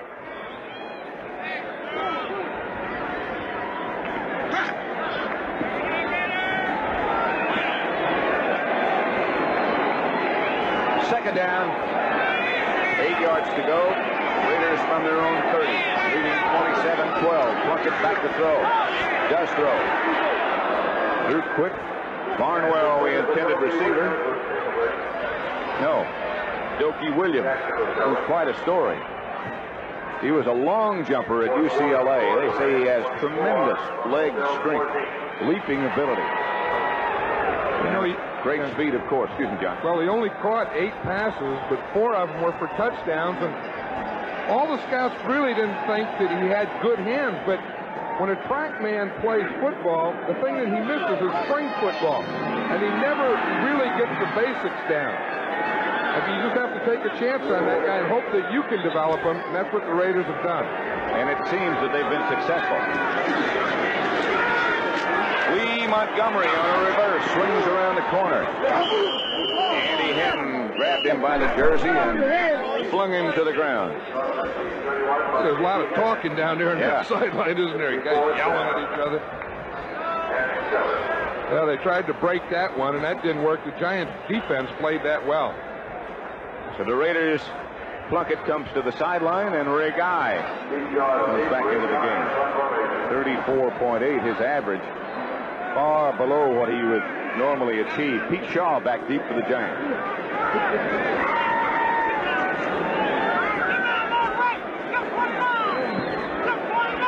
Get this motherfucker on.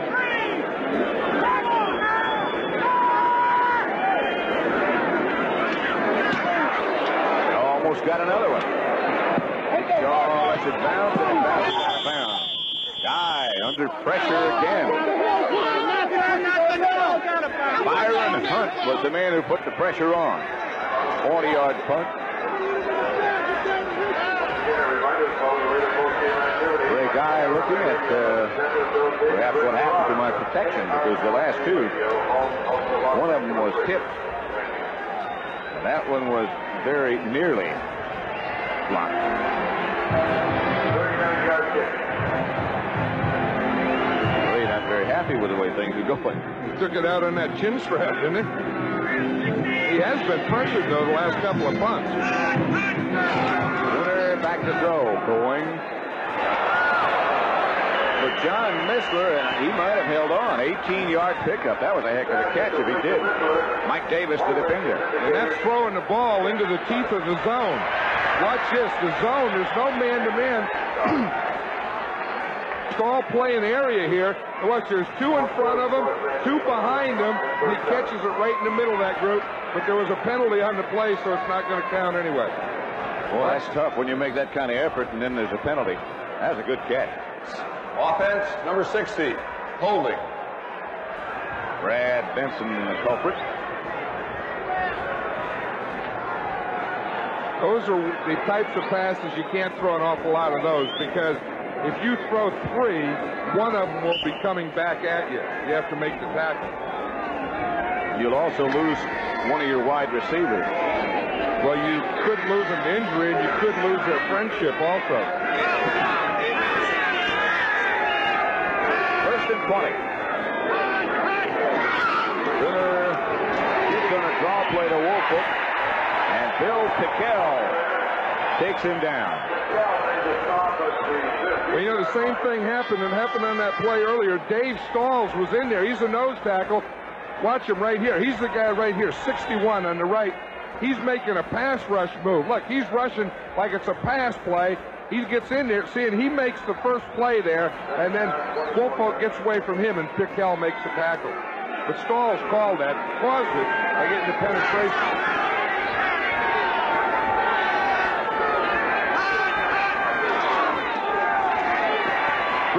Chased again, and down he goes again.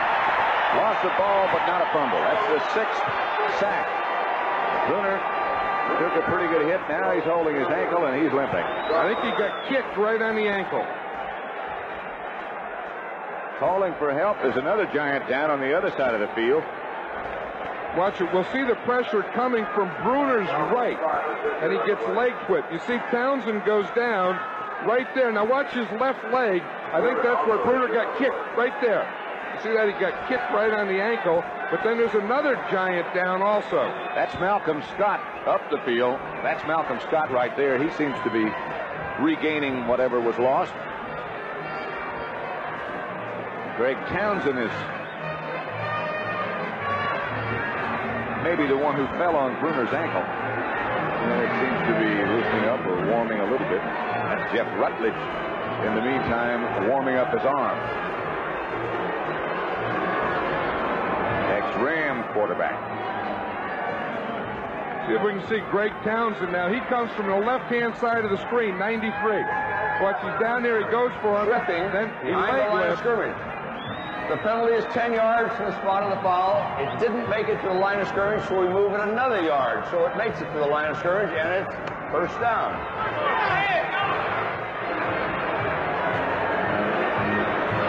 It appears that Bruner is going to stay in the game. There is an exciting game, by the way, going on, Green Bay, Atlanta. And at the conclusion of this one, we'll be switching you to that one.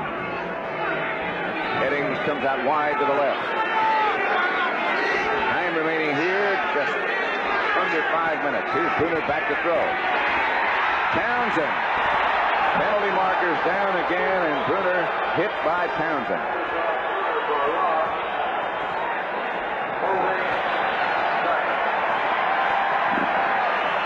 Greg Townsend is a rookie that you were talking about earlier that many teams thought was too small to play this game. He's 6'3", 240 pounds, but he's a natural pass rusher. Illegal use of the hands into the face mask, and refused, second down. 72 is Gordon King. He was the guy that was trying to block Townsend. And not only didn't get him blocked, you also had a penalty.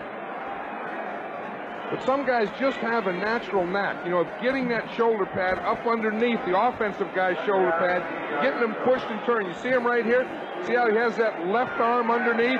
Now, you can see King's left arm is on his face mask, and he just pushed him to the head. Townsend would remind you of Fred Dean, about that same size, but so very quick.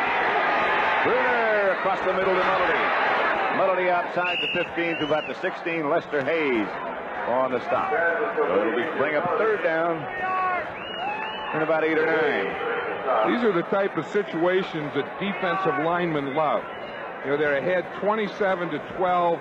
They're in the fourth quarter. They have to pass, and they just tee off on every play. Green Bay 34, Atlanta 31, but our information is that Atlanta is at the Green Bay 30 and driving. We'll be sending you there after this one's over.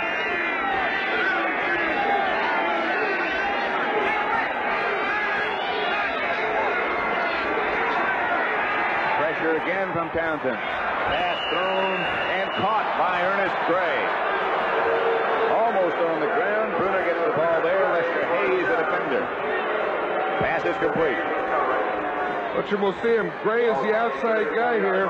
Hayes has help to the inside, so he's going to the outside, but Gray just hooks in front of him. And that ball is thrown the only place it could be thrown and caught, low and back. Ernest Gray's caught 5 passes for 134 yards today. Raiders lead it 27-12. Clock running with 3 minutes 25 seconds left to play. Mulledy again swings in motion. Bruner backpedals. Pass is picked off by Van McElroy. McElroy gets it for the Raiders in Giant territory at their 48. Second interception of the day by the Raiders.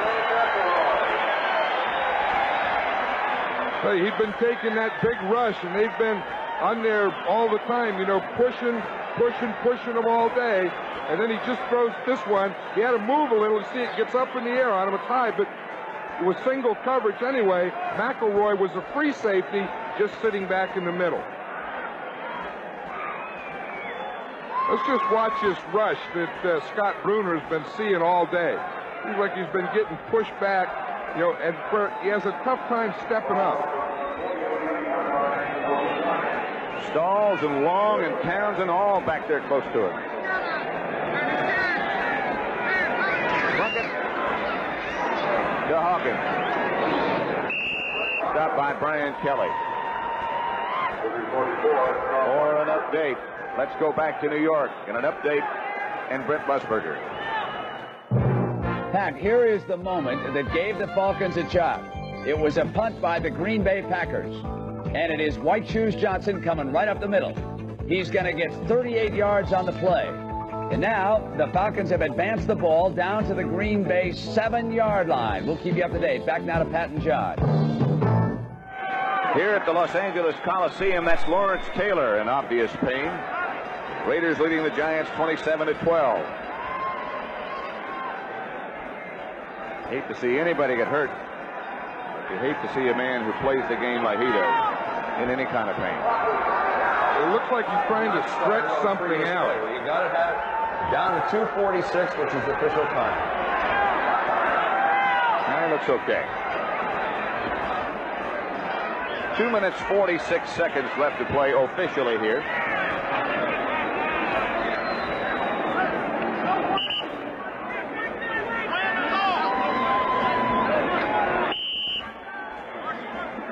Tell what happened. Something happened to his back.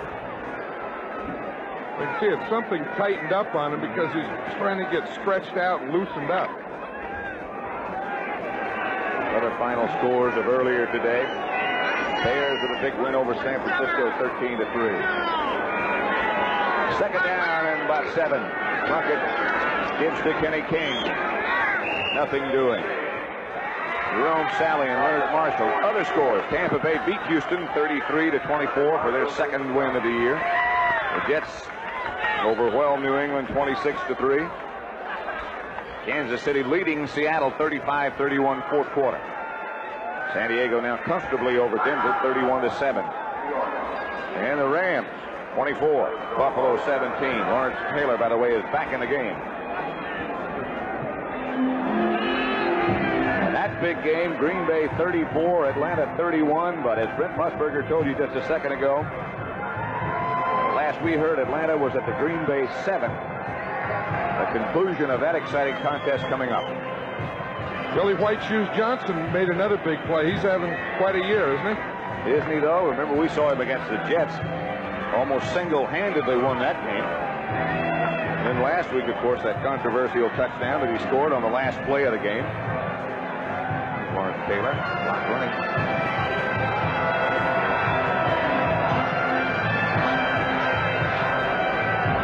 Don't forget, next week in the NFL, the early ones, St. Louis at the Giants, Rams at Philadelphia, Atlanta at Washington. And then later in the day, Dallas at Seattle, Tampa Bay against the 49ers at Candlestick.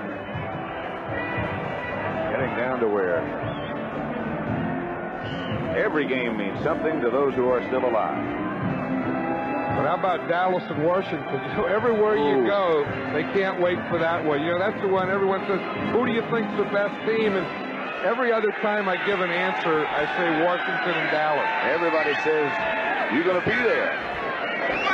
Yes, we will. Blitz is on against Plunkett. He got rid of it. Just barely got rid of it. Intended it for his tight end, Todd Christensen. There, Plunkett's been hit a few times today, too. Well, he was hit by the corner that time. Terry Jackson came from his backside. The Giants want to get the ball back. They know. Watch it from the left-hand side of the screen, number 24, Terry Jackson. See Kennard move over? That frees Jackson up to come from this side. Watch it right there.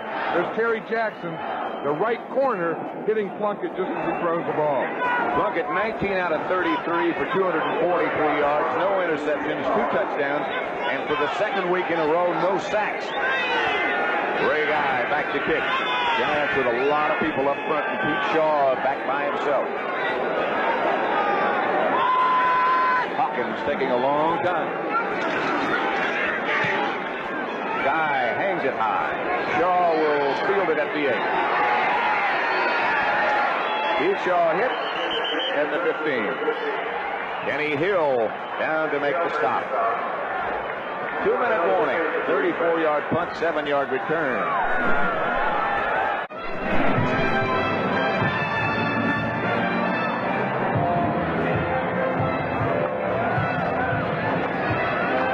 Los Angeles Coliseum, 27-12. The Raiders over the Giants with 1:56 left to play.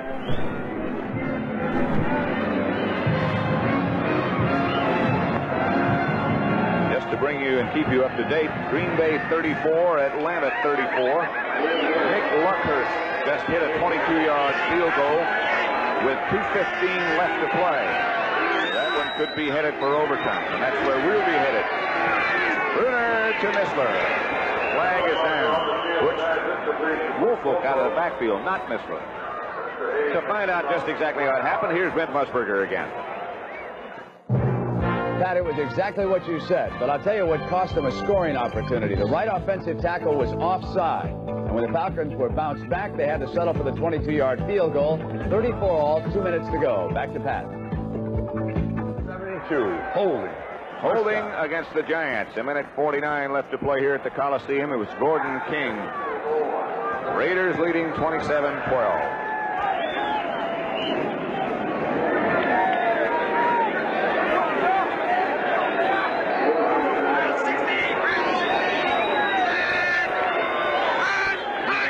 By the Raiders.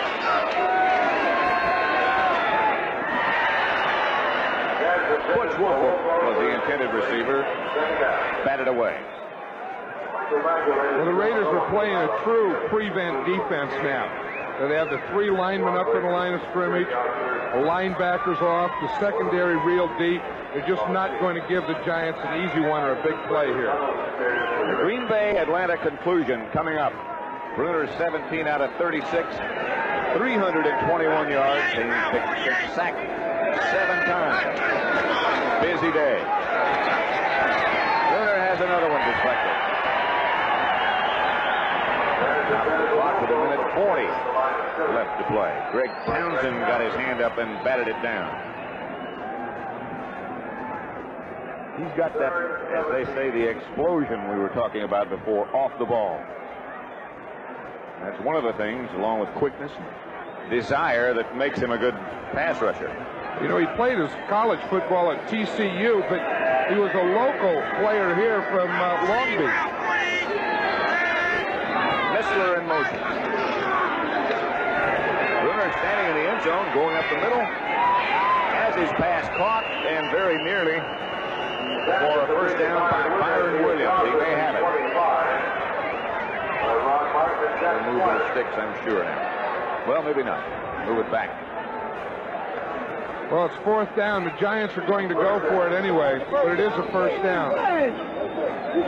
Bruner has him up quickly. Clock running now. Bruner lost the football, picked it up, and lunged for the first down, but there's a flag on the play. Dave Stalls tripped Bruner.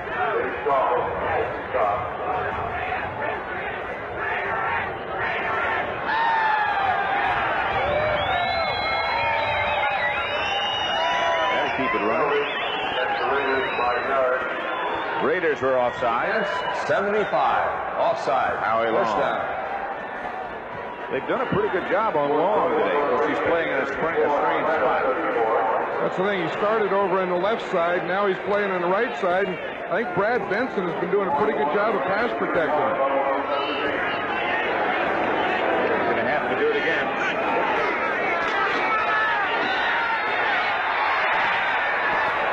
Bruner fires up the middle. Greg Townsend was all over his knees and legs. Let's go one more time to Brent Musburger back in New York. Pat Lynn-Dickey pulls out for the Green Bay Packers. He wants Phillip Epps. Kenny Johnson's got him man on man. Johnson's underneath. The pass is underthrown. Johnson's got it. And Atlanta goes ahead for the first time in a dramatic confrontation, 41-34. Back to Pat and John. A minute, 1 second left to play here. The Raiders 27. Giants 12. Bruner back to throw again across the middle to Butch Woolfolk. Woolfolk lunges for another first down. Clock still running. Giants hustle up quickly. Giants have 2 timeouts remaining. But Bruner's ready to go. Stalls up the middle all over. Bruner pass is picked off by Rod Martin. That should just about take care of things at the Los Angeles Coliseum. A 10-yard return. That's the 3rd interception of the day, and Bruner limps to the sideline. He has taken a real battering this afternoon. I'll tell you, the Raiders, once you know it's passed, you can still get a push with a 3-man pass rusher. Now, Stalls gets that one over the center. I'll tell you, he's a pretty good pass rusher over that center. Executive producer of the NFL on CBS, Harry O'Neill. Charles Milton III, the senior producer. Today's game produced by Michael Burks, directed by Sandy Grossman. The Raiders ready to go as you look at the rest of our people responsible.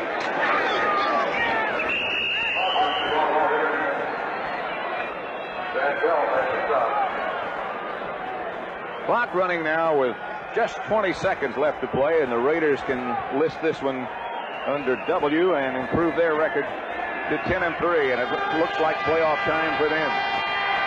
Coming up, the conclusion of that exciting contest between Green Bay and Atlanta. So let's take you there now for the exciting finish of that game. Here is Frank Gleber.